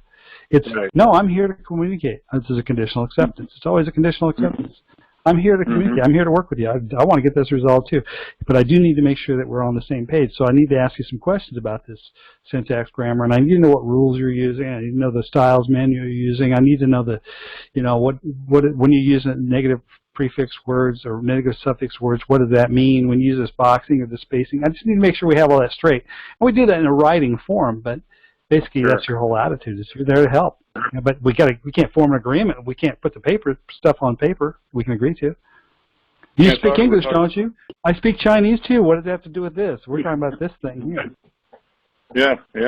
Well, I've taken a lot of languages, and all languages, they work the same way. And basically, the same things have to be there to know what you're talking about. So, yeah. Got to be agreed upon. A language is an agreed upon structure of communication. That's all. All you're saying in this case is, I want agreed upon structure of communication. You're saying something over here. I need to be sure I know what the definitions of every word are, and what these meanings are, and what this syntax means, and what this grammar means. And as soon as we get that straight, I'm good to go, man. No problem. Well, come on, you understand. Actually, I'm not so sure I do, so let's make sure I do. Right. You never deny, you don't make claims. Yes, no. Yeah.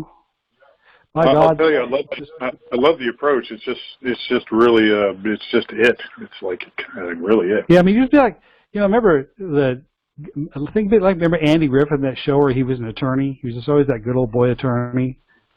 You just, you just draw you right in with just going right along with it until he zings you at the end, right? With a smile. Yeah, that's right. That's how you got to be. Yeah. Well, I used to watch Perry Mason all the time. Yeah, I used to watch Perry Mason. Perry Mason was a little more stoic, but yeah, Matlock was more sly. He was. Yeah. That is true. Well, thanks again. Well, my Columbo analogy works pretty good too. How Columbo would talk to the little old lady who butchered her husband, and he'll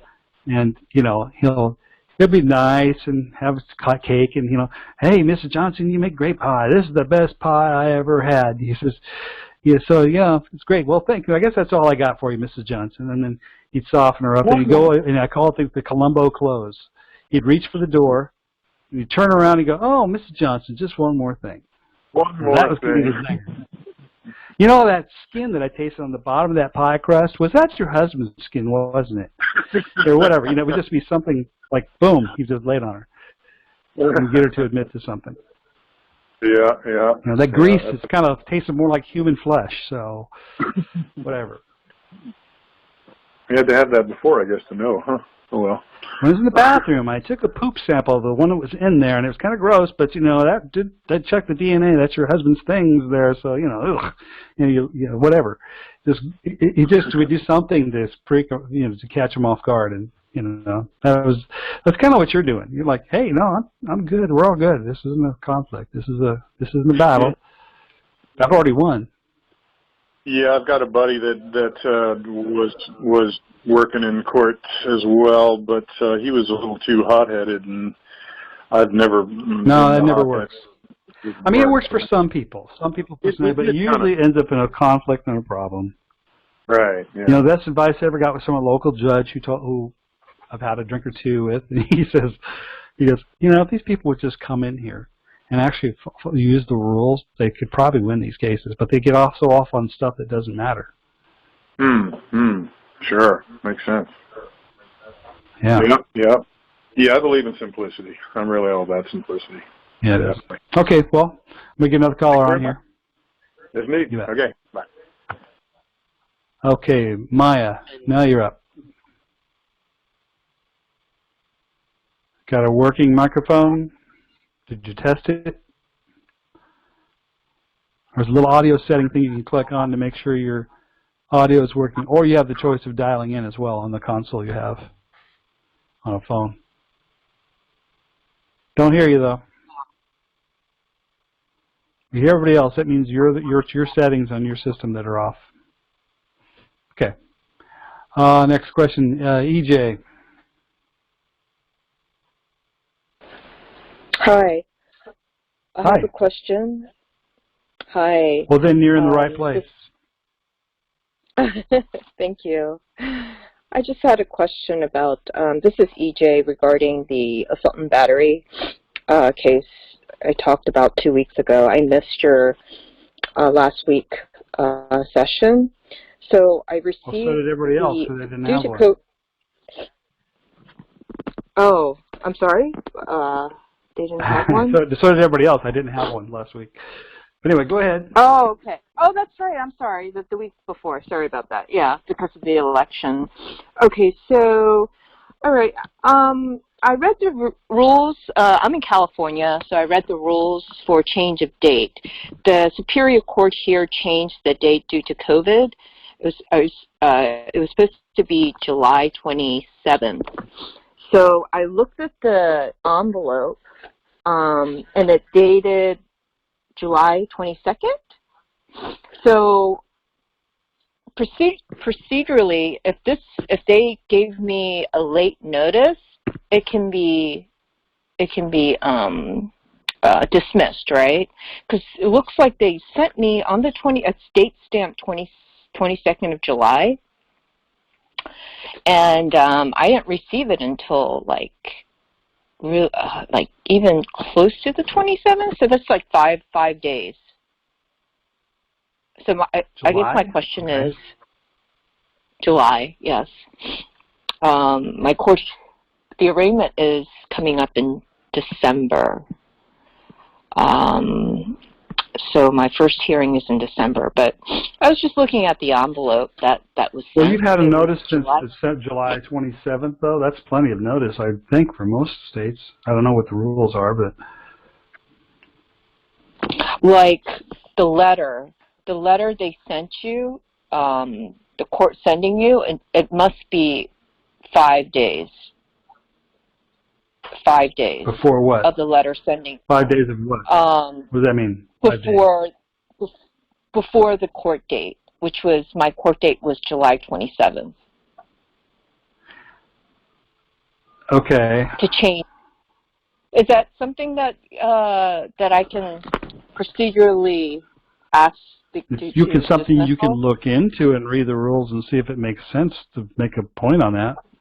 I don't know if you can. Okay. I don't know if there were experiences before with other cases. I don't know. In that particular, I mean, I'd have to have a million experiences to draw one that had particularly 5 days situation. I don't know. I wouldn't remember. But you look at the rules very carefully, and you could do a motion for improper service or whatever the rule, and make it according to what those local rules are about notice. They did not give notice by the deadline. And you get enough evidence records to back it up. You attach that and put a motion in like that. If that's I see. Were you putting a motion to dismiss because of that? Is that what you want to do? Yes, procedurally. Okay. But there is another rule that I came across. Someone helped me with this, and I think I went over this on the first call when I called in. But there's so many little factors to ask you. But no, you're right. You're right. They have plenty of days because yes, my my first hearing was in July 27th, but actually it was switched to December 7th. So it's coming up soon. Well, I wouldn't. So they I have think plenty. I would say that there's not a big issue. You know, I think your case wasn't your case about what they did to you in the hospital and. You know, Correct. Yes. Yeah. Okay. Yeah. So make it about your facts. Don't get into too many other issues if you got good facts on your side, like we talked about. Oh, okay. Before. Right. You tend to want to start shooting Mind. shotguns at the side of the barn instead of realizing you got a winnable case on one or two issues. You know, can they testify with first-hand fact witness to, you know, the things that they allege? And you haven't been arraigned yet, so it hasn't gone very far. No, it hasn't. But I'm gonna do if you a have a motion. winnable case, you just say not guilty and leave it at that. You know. Gotcha. I can say not guilty and just go straight to trial. Correct. I can do that. Well, then they'll schedule trial way down the road somewhere. If you say not guilty, they don't go to trial that day. It'll go to trial that day if you say not guilty. No, heck no. That's just the beginning of a case. It could take months. Oh, it can take months. I see. Oh, yeah. That's right. Okay.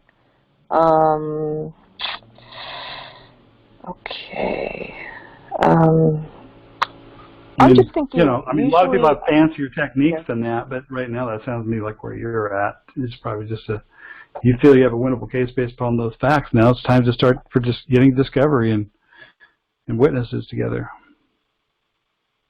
I see.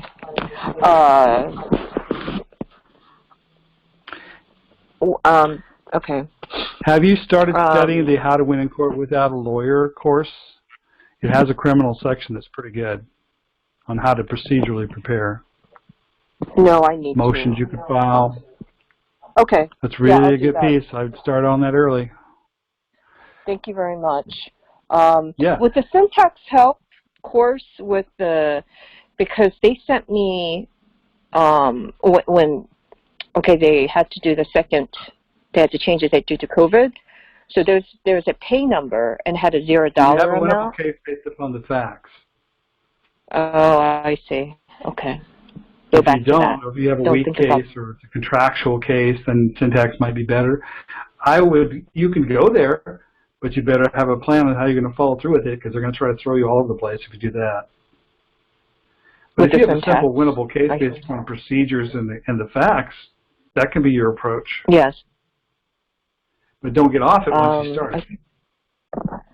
Got it. Even if I don't do the slam dunk with you, can I just send you what they sent me? I think you were curious to what they sent me. Can I just send it to you? I was supposed to send it, but I got bogged down through the email. Would you be interested in seeing that, or? What do you mean? What did they send you? Generally, the charge or whatever. It's just a letter. The charge. Exactly. Oh, okay. Yeah, if it's just a letter or something short, I can read. Sure, I'll look at it. Okay. All right, I'll do that. Thank you so much for your help. Have a good night. You bet. Okay. John.dough.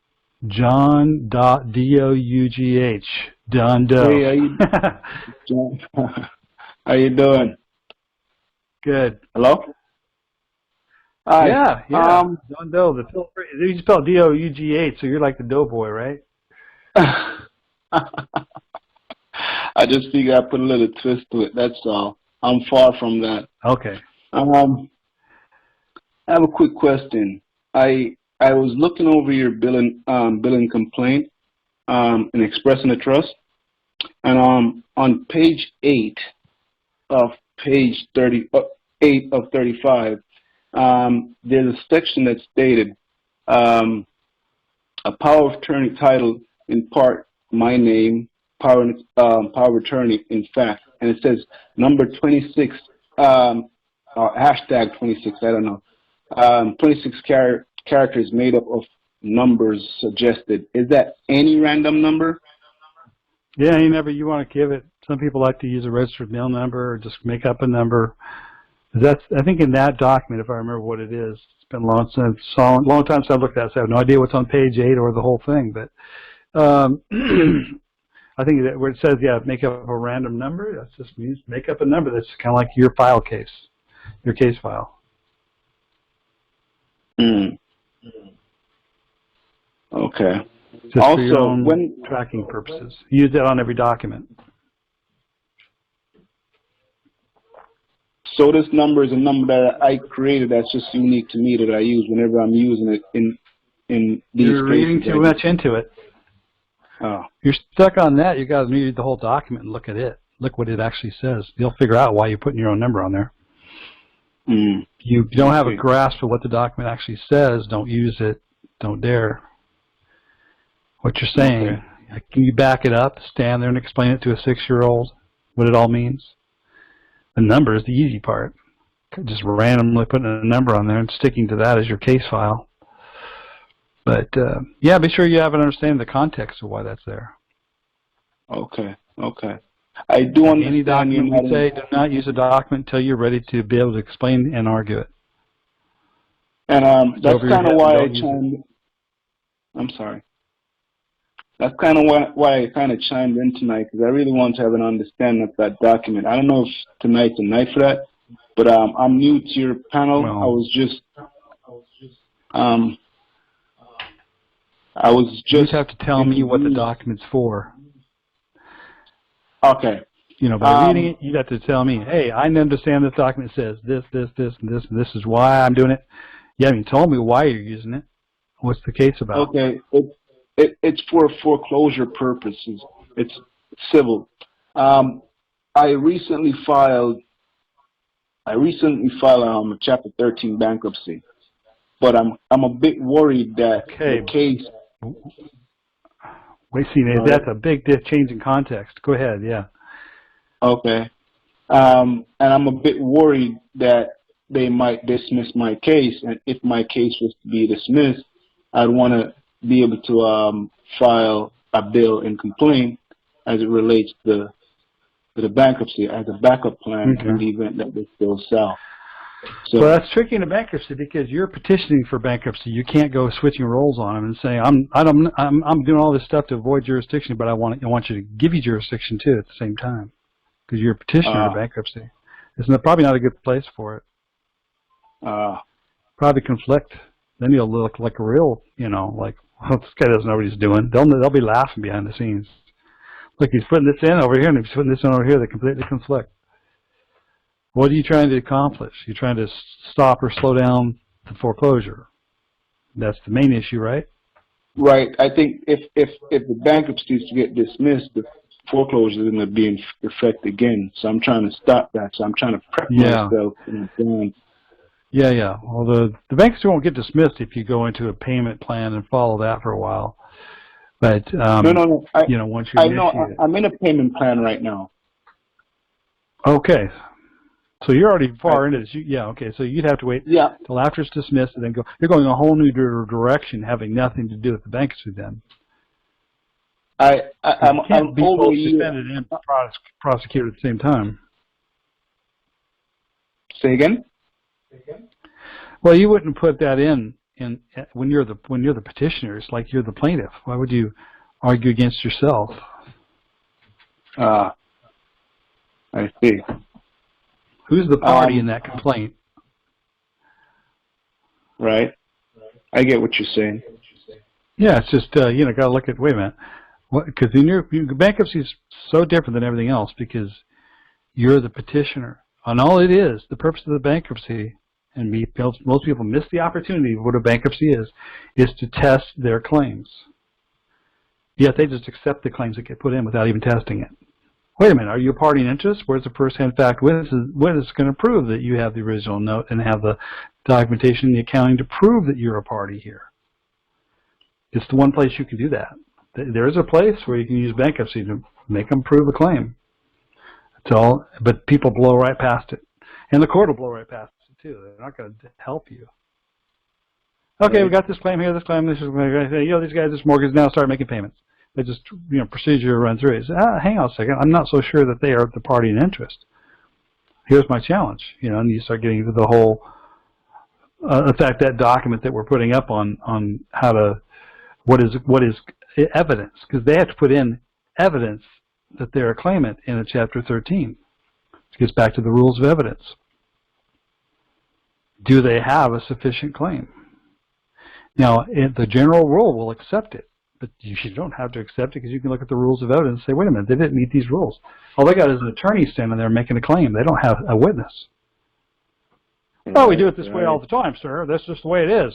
Well, that's not what the rules say. You got to be able to argue the rule. Right, right. That's the only thing that makes them think twice. And if they think you're going to go there, they'll try to dismiss it again just to get rid of you. They don't want to deal with it. I've seen it done. That's how you got to hold your ground on that. This is only a stalling tactic. It's not going to eventually stop the foreclosure by itself. Okay. The only thing that stops foreclosure is you sell the house, or you make a deal and you work it out, or three. Somehow, you do something that 99% of the people never manage to do, which is go all the way, file a federal claim, a suit against it for quiet title, and then go through that procedure and win. In federal court, you got to be really, really good. Make them prove a claim in federal court under a quiet title action. It's kind of like Chapter 13 in a way. It's a proof of claim process. So you got to know what evidence is and what is not, and then be objecting to it and keep it out. That's your basic. That's about the only thing you can do is show that they can, because they can't prove they loaned you money. Right. But they don't have to prove it if you don't demand it. I see. So they don't help you. You have to be the. Yeah, it's only this. So don't lose track of what this is about. It's about one thing: can they prove a claim?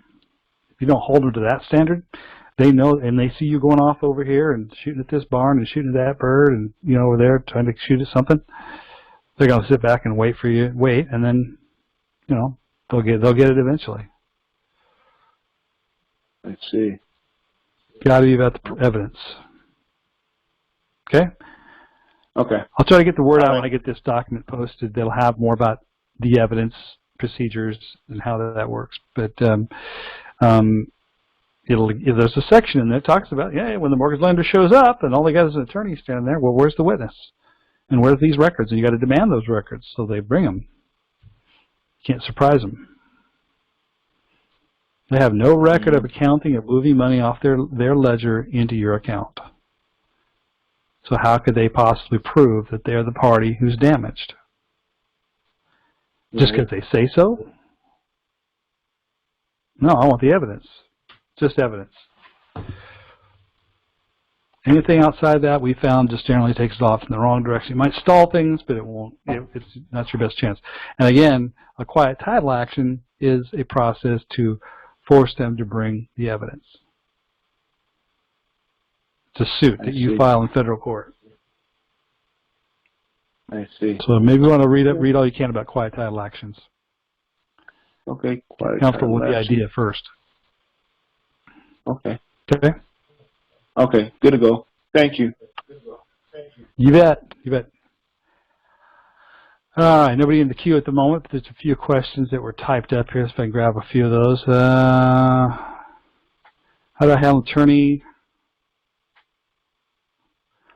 I hired in a trucking accident case. Attorney wanted me to accept liability in the event we lose. I refused.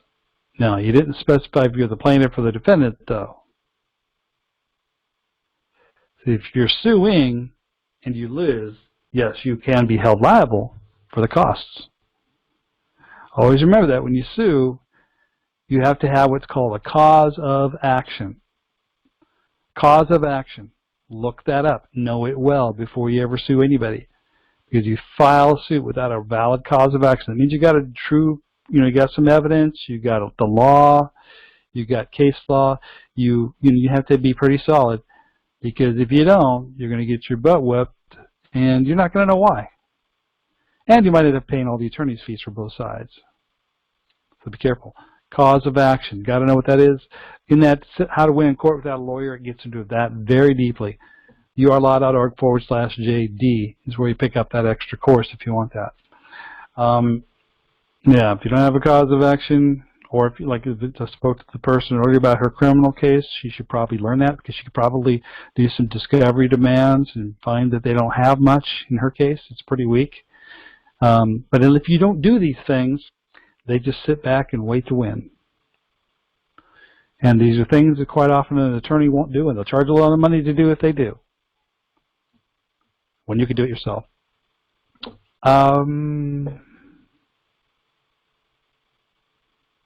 You need a referral help and referral translation. Now, syntax, if you want some syntax help, you've got a form you can fill out online, urlaw.org/CA, and that's where you get the coaching agreement to request a syntax analysis of a document. If you have a document you want us to syntax and get a quote on that, email me the document. Scan it to PDF, not a JPEG file or nothing like that, a photograph. It's got to be a scan, nice clean scan. Because I'll actually edit the PDF file, so it's got to be really clean looking. And I want to see what it is you're asking me to syntax. If we just want that, we can look at that. So that's one of the support options we have. There are fees associated with that. So just the information's on our kind of in our coaching area. Generally, it's about $100 a page with a $1,000 minimum because it's a lot of work to do some documents like that. More specifically, just email me and show me the document, and I'll give you an idea. Question about notary presentment. Please give a quick step-by-step down on how to do it from start to finish. Okay.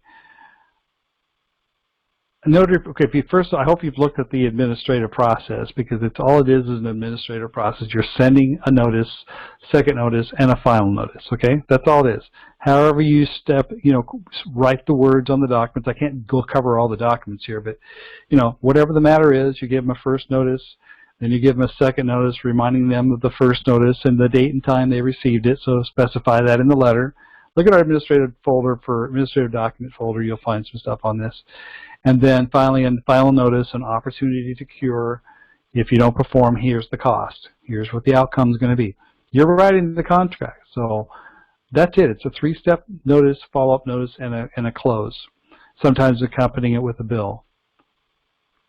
Okay. You said reply to the letter, first letter, then what? Well, that depends on what kind of letter it is. I mean, you're asking me a general question, but sometimes it does. If it's a creditor letter, a debt collector letter, what's it about? They might help. Let's see. No.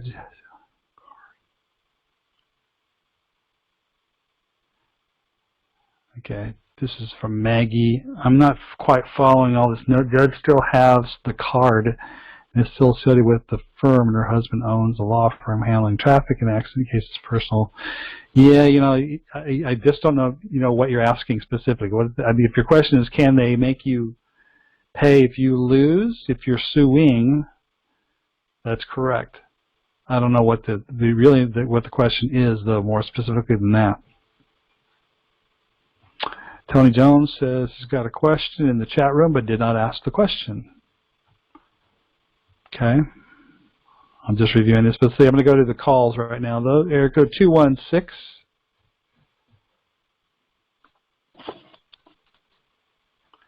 Area code 216. You're on. Hi. Finally, this is me. I was trying to. Let me pause this. Okay, you got speakers on or something? I'm getting a real bit. Yeah, I'm getting rid of it. Use a headset, something like that, where we don't end up with speakers bouncing back on us. No, I just basically turned my computer mute off because that was me trying to get in there. For some reason, I couldn't get in there. Okay. My name is Maya. I was just basically calling first with an experience that I had after signing up with your program. I think I've only been with your program for about a week, about 2 weeks now. And okay. I signed up. Okay, so I signed up with your program, and I decided to use it after I purchased it for it was for a speeding ticket. So I went into court for the speeding ticket, and I basically was, they called me up, and you can tell that it was more like a money meal because they were in there just basically sitting behind tables, and they were calling everybody up like, oh, how much money you got in your pocket? And I was just like, wow, this place is crazy, because they were just basically just trying to take everybody's money. That's just what it looked like, It was a mayor's court, like a cash okay? register walking in there. Oh my God, it was terrible. So anyway, I did hear a guy in the hallway. He's like, "You got $1,000?" He's like, because we don't do payment plans here." And I'm looking and I'm laughing like, yeah, I'm not about to be a statistic. So when I got up there, he called me up, and that's when I started to proceed. And I said, "Well, before we proceed," and they didn't even let me finish. He was like, "I don't even want to hear that." And then they kind of like set me down. Then they called me back up again, and this time it was the magistrate. I know it was kind of funny. This time it was the magistrate, and he said, "How you want to plead?" The same question. I said, "Well, before we proceed," and he goes, "I don't even want to hear about all that. The mayor gave me permission to, and I got my association, and first of all, you're not a corporation, and I'm not your public servant." I was just letting him go on and on. He kept going, and I'm recording. I'm on my phone the whole time. He's like, "I'm not your public servant, and you know what? If I were you, I will waive your speedy trial rights because I'm about to send your case over to the next municipal court. And if I were you, the right thing to do is, because I work over there too, and you need to sign this waiver." I said, "No, I do not consent to anything." And that's when he's like, "Get her out of here." You know, he kind of was like, "Get her out of here." And so yesterday was my first time again going to court. They said, "Okay, well, you got court. We'll send you something in the mail." So I got something in the mail for me to call in yesterday. I ended up calling in, and that's when the prosecutor called me on the phone. Well, they first tried to get my Social Security number. I said, "I'm not giving you my Social Security number. You can have my name, but you're not going to get my Social Security number." And that's when the prosecutor called me and yelled at me, and he said, "You're not going to plead? Well, I'll see you. I'm going to make you come in here." And I texted him, I said, because he called me on his personal cell phone, I said, "What happened to the coronavirus?" I said, "Now you got me scared." I said, "You're extorting me now." And that's when, so now I'm like the victim, you know. But I haven't heard from him, but that's what happened basically. What is this case? Okay, what kind of ticket is this about? A speeding ticket. It was a speeding ticket. When the officer first pulled up, he had that thing in his hand for the windows, basically saying that the windows was too tinted. So I feel like I don't really believe in this ticket, period. I just feel like they were pulling me over in the first place just because of the tinted windows. Did you do the discovery demand and send all that stuff in, or have you done any paperwork? Well, I didn't even consent to anything. I didn't plead yet. It hasn't done any. The case hasn't done anything. There's nothing there right now. Like the court is not a record court, so it's like they you know what I mean? You have a driver's license and registered car? Yes, I do. Yes, I do. Okay, so you basically are under the... I was driving somebody else's car actually, but yeah. What was that? I was just saying, just always remember, you've got that license, they can identify you by it, and they always will. Then they're going to, you know, they can definitely presume an agreement exists between you. So you got to be careful, that's all. Just because I had a license? Because sure, you agreed to operate under their rules, didn't you? Okay, let me ask you something else. What if I didn't get the license until after that? Because the license was, you know how they did that order where in Ohio they said that we don't have to have license until like weeks after our birthday or a month, 90 days or something. I didn't have one at the time. It was expired. Have you ever had a license? Yeah. I'm saying my birthday was about a week before that.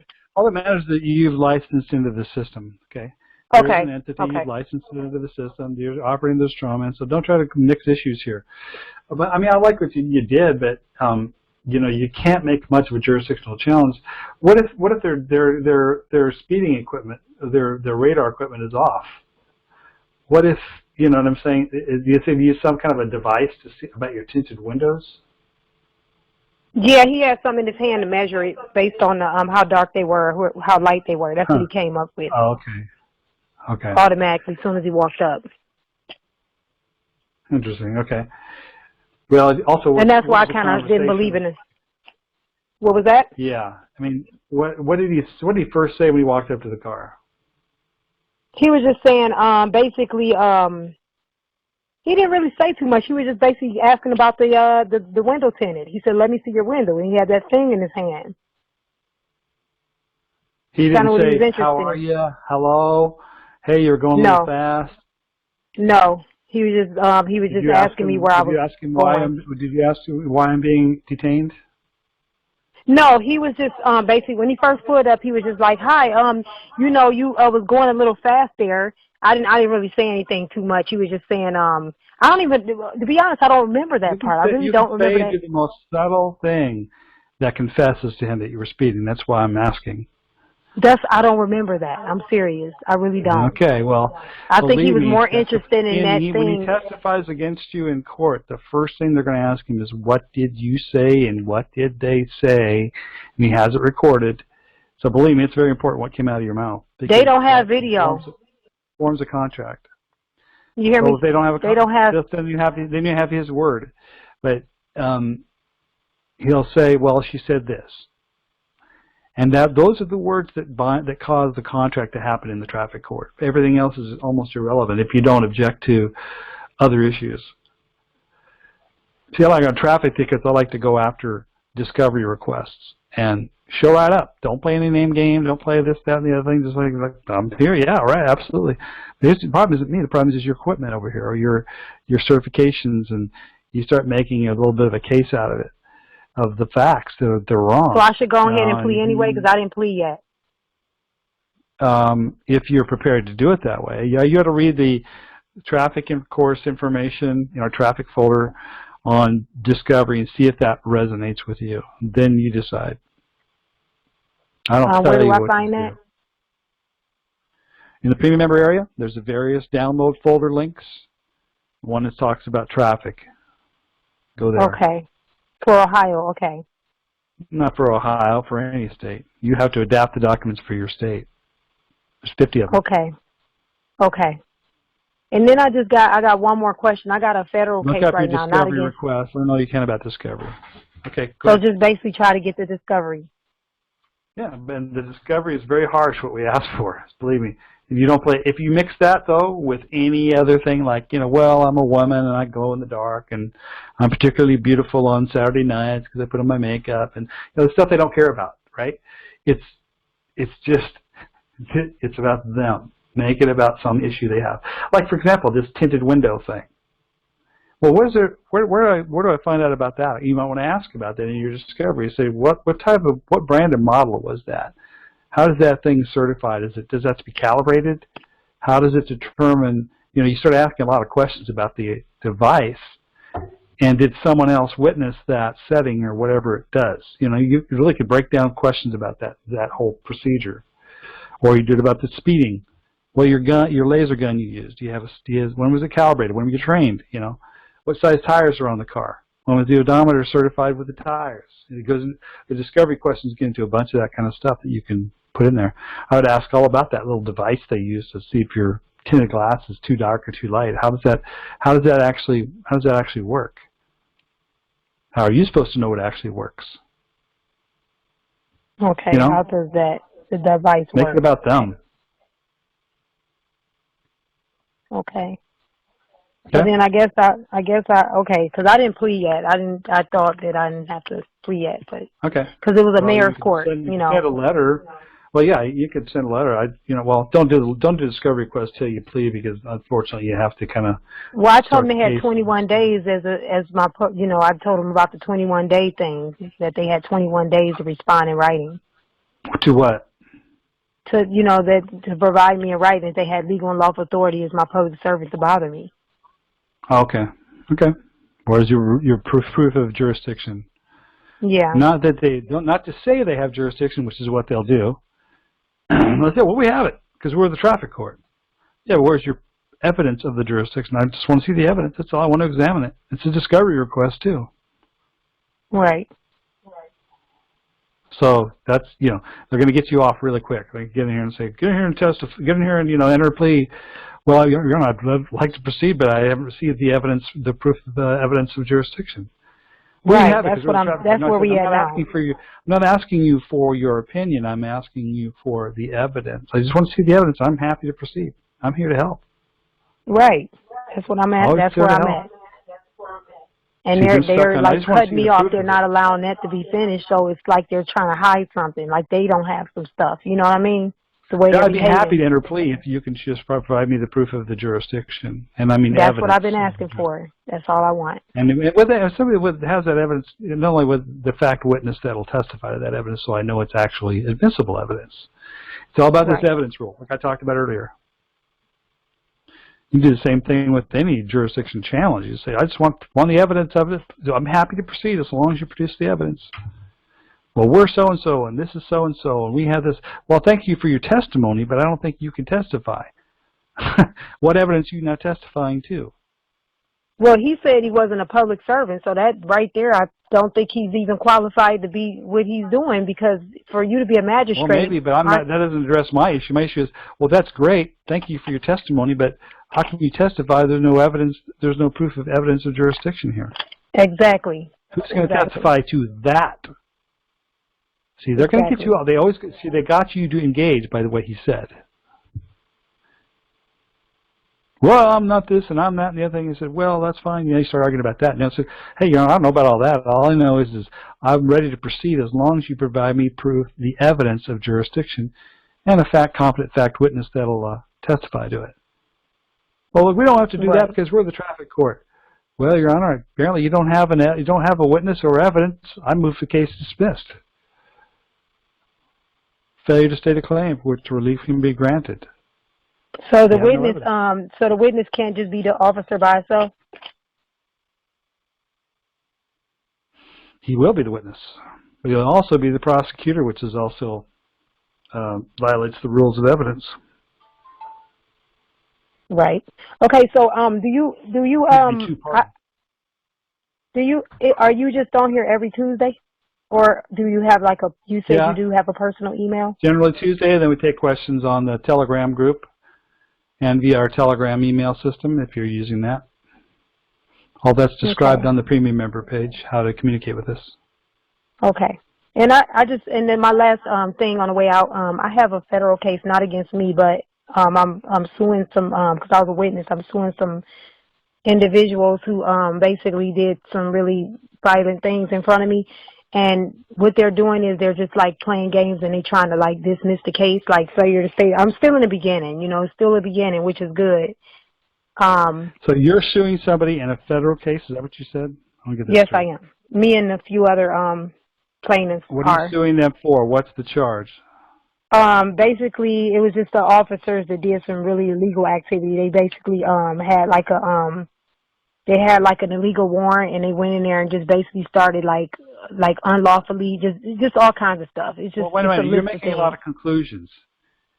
What no, evidence I saw do you have to prove that it was illegal and all that stuff? Do you have evidence? Because I wasn't allowed to witness. I was a witness, and I wasn't allowed to speak on it. You're suing because you're a witness because you weren't allowed to speak on what?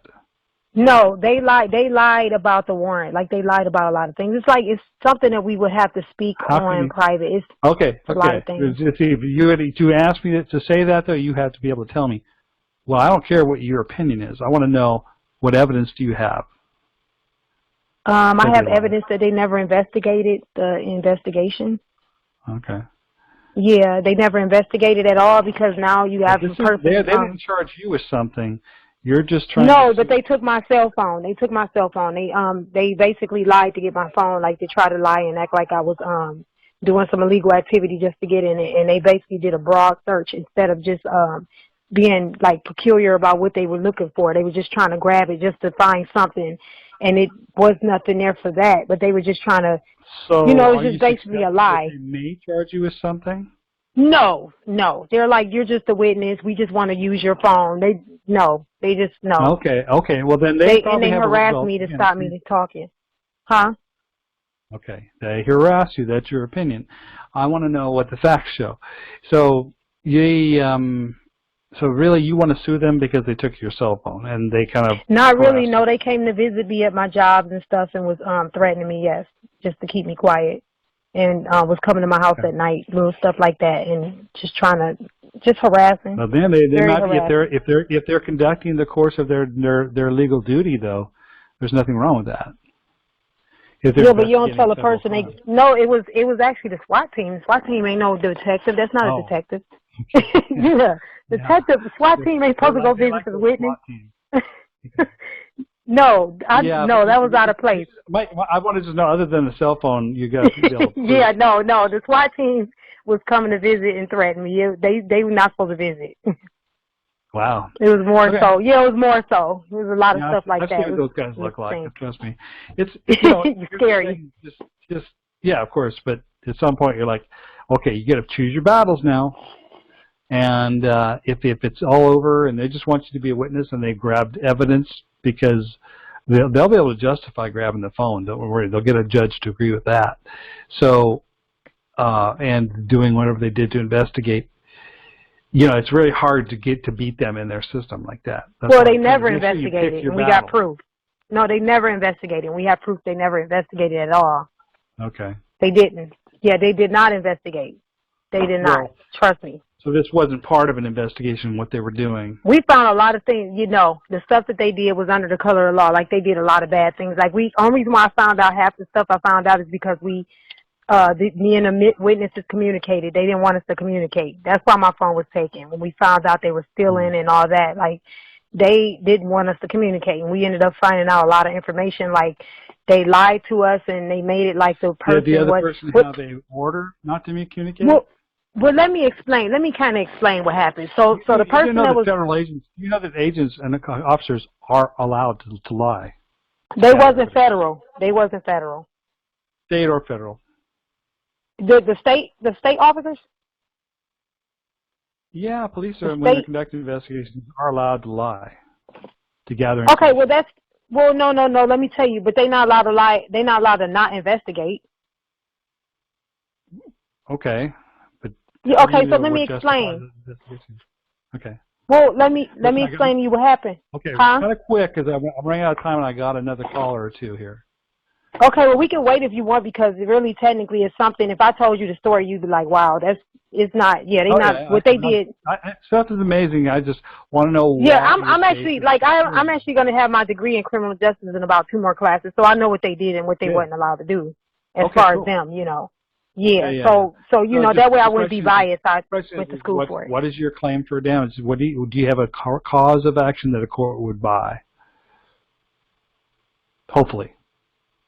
I slept in cars. I mean, because of them, they was following me. They shouldn't be harassing somebody and following them home and stuff. And I got witnesses. Yeah, they were pretty harassing. Unfortunately, that's a stretch to try to. I'm just saying, it's just a stretch to try to win a case over. It's got to be a little more like, you know, they did physical harm without cause or something like that. I'm actually seeing a therapist right now. That's physical harm. Yeah, it might be. It's been 2 years now. It's been 2 years. Yeah. Believe me, I know it can be shocking to have to deal with them. I'm just trying to. I'm trying to test you hard so that you're testing your facts hard. No problem. I'm normal now, but if you don't do that before you go forward, you could step into a whole lot of that you don't need. So, especially when you're going after cops and things, they're just there's always a certain element of them that will do bad things. And you better better be rock solid. Okay. Well, they got caught tampering with evidence in the courtroom, so that's another thing. It's more than you think. You can't get caught tampering because of that. Nope, they lied. They hid it. It's in the transcript though. But if they got caught, then if they got caught, then they would have dismissed the case. Thank you. That's what I'm trying to tell you. That's why we're suing all these people. They did not dismiss it. They got caught. Yes, they did. He got caught tampering with evidence. Well, sounds like it's a lot of. Just be real specific about whatever allegations you have. Yeah, it's just a list of things that you just like kind of put me on the spotlight. But I'm glad you did. You know. No. I mean, and so I don't need to tell you a lot more other than make sure you get your facts and evidence in order. Exactly. And witnesses. Without that, you won't be able to won't go very far in a federal court. Yeah, because the first thing they taught me in private security when I went to school for that was do not ever tear a page out your notebook. And this cop right here got caught hiding some evidence, and it's like, why did you hide it? You know, that's the first question. Right. You know, so we found a few things that the detectives did. And the warrant was fake, and they dismissed the first case. They dismissed the warrant case. You know what I'm saying, against the person, but then they won't dismiss. They'll cover their butts a lot. No doubt about it. Oh yeah, they're doing it. They're doing it. Do you have enough? Do you have enough that a court would actually get on your side? That's you got to have a high standard there. Okay. Okay. No, thank you so much. You bet. Good luck. Sounds like you need to go. I'll see you again Tuesday. You know, if you're coming back Tuesday next week, right? Okay. Yeah. But I kind of was, the question was, I just wanted to let you see it, but if you wanted to see it, but do you look at orders? You said you look at stuff. I don't know where It's not too long of a me. document. Sometimes people send me 40 pages of stuff, and I'm like reading on my cell phone. I can't read, 5 minutes. It's like of 10. Stuff, so. It's like 10 pages. Well, I mean, as long as I have a context for what you're sending me, too. Sometimes if you'll send me a document, say, what do you think? I'm like, I don't know what this is and what your question is, Got to ask a question. And what does syntax mean? Well, have you been through our syntax course? You would know the answer if you have. It's on our website. Okay, I haven't yet. I just started. Okay. It's really in-depth, and that has to do with challenging a challenge to you. A document, something sends you a document that says either we're going to bust you, arrest you, steal from you, sue you, we want money from you, any of those kind of things. You can test that to show that there's no contract. Wouldn't be something where you go after somebody. Okay. Okay? Okay. All right. Thanks. Thank you. Next caller is Maggie. Is it Maggie? Maggie? I'm not sure. Hello? MGA, MGMT. I don't hear you. Is your microphone set up?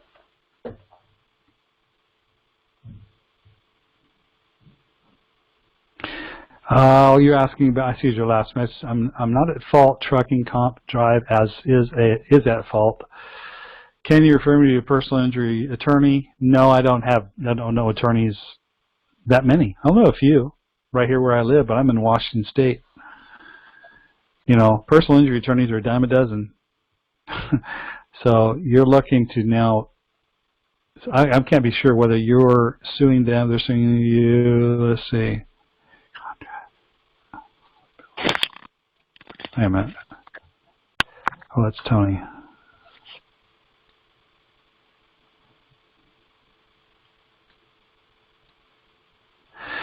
So you say, I think you've been injured and you're looking for, that kind of stuff is really state specific. If you don't know how to handle a case yourself, you'll probably have to get a lawyer for that. Personal injury lawyer. Do you think you got a case? Yeah, because that gets real specific, state specific, a lot of contracts involved. We don't get into too much of that. We're more about if you get charged criminally with something or sued for something. But in a car case, you're going to be fighting an insurance company. There's going to be a contract involved. So, I'd have to have just a more specific question as to whether you could sue in that case. Maybe, depending on, you have to do a study of the law. But if somebody has damaged you and you're eligible for a personal attorney, you want to do a suit like that, we have one of our modules was an optional module is how to win in court without a lawyer. That might teach you how to fight your own case.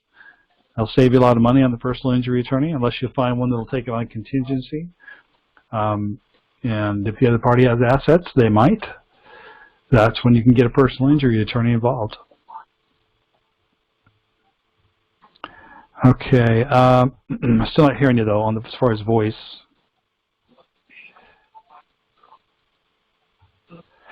So you sued them already. So you already have an attorney then, or you're doing it yourself. How do I get a divorce through a newspaper ad? Did you get a state licensed divorce? If you did, then the state's going to have to also get involved and certify it. That's the problem with getting these licenses for marriages, is that it brings in the state. So I don't know how you get through a newspaper ad. You can simply say, I'm no longer divorced. I don't know if anybody will honor it. Maybe somebody's put a theory out there that you could. I haven't seen anything like that.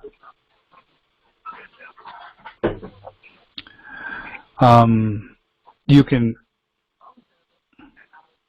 yes, can find the spouse.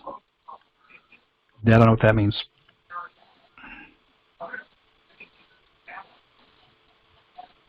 If that, so you say you can't find the spouse? Is that what you mean? Because can find the spouse doesn't make sense. Okay. Why is it you think you can't find them? Are they hiding? Are they just missing? Are they a missing person? They're passed on. What do you must have a story there of some kind. Left the state. Okay. Well, you know, one way to win a divorce is when you file the case. If they can't be served. At some point, there's a point where there's a default. But you'd have to consult with your divorce rules in your state. Have you researched the divorce laws to see how you could approach that if one of the spouses isn't available? There's got to be a case law on this. It's state specific. So yeah, look at case law, divorces, and cases where one party was missing or unavailable. I mean, obviously, if you have any idea, you have to go to every means to try to find them. Usually, you send something to their last known address, but make sure you know there's going to be notice requirements that have to be made. And then, how has the court ruled on those things? Now, this might be something you can handle yourself if you just take the How to Win in Court Without a Lawyer course, but it's kind of unique. You got to apply it to divorce, but you got to know your law really well to pull this one off. Okay. Just, you know, because it's unique, but what you might want to even get some legal advice. Just talk to an attorney and say, look, if they can't find the spouse, what happens? Maybe they'll give you some direction. Okay, so you're going to have to consult with somebody that knows your state law, the divorce courts especially. Most divorce attorneys know those courts very well. So what if we can't find them? Then what? What would you do? You know, and ask them. Very simple question, one sentence. That might be the quickest way, you know, just to get a consult. Because you're getting into this very tricky estate law stuff, because divorces are not about marriages, they're about estates.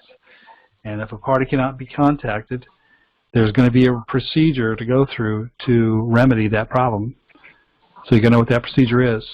And it will be state specific. And there will be case law on it. You got to have both. You can't just have the law, you have to have the case law. In other words, rulings on that type of thing.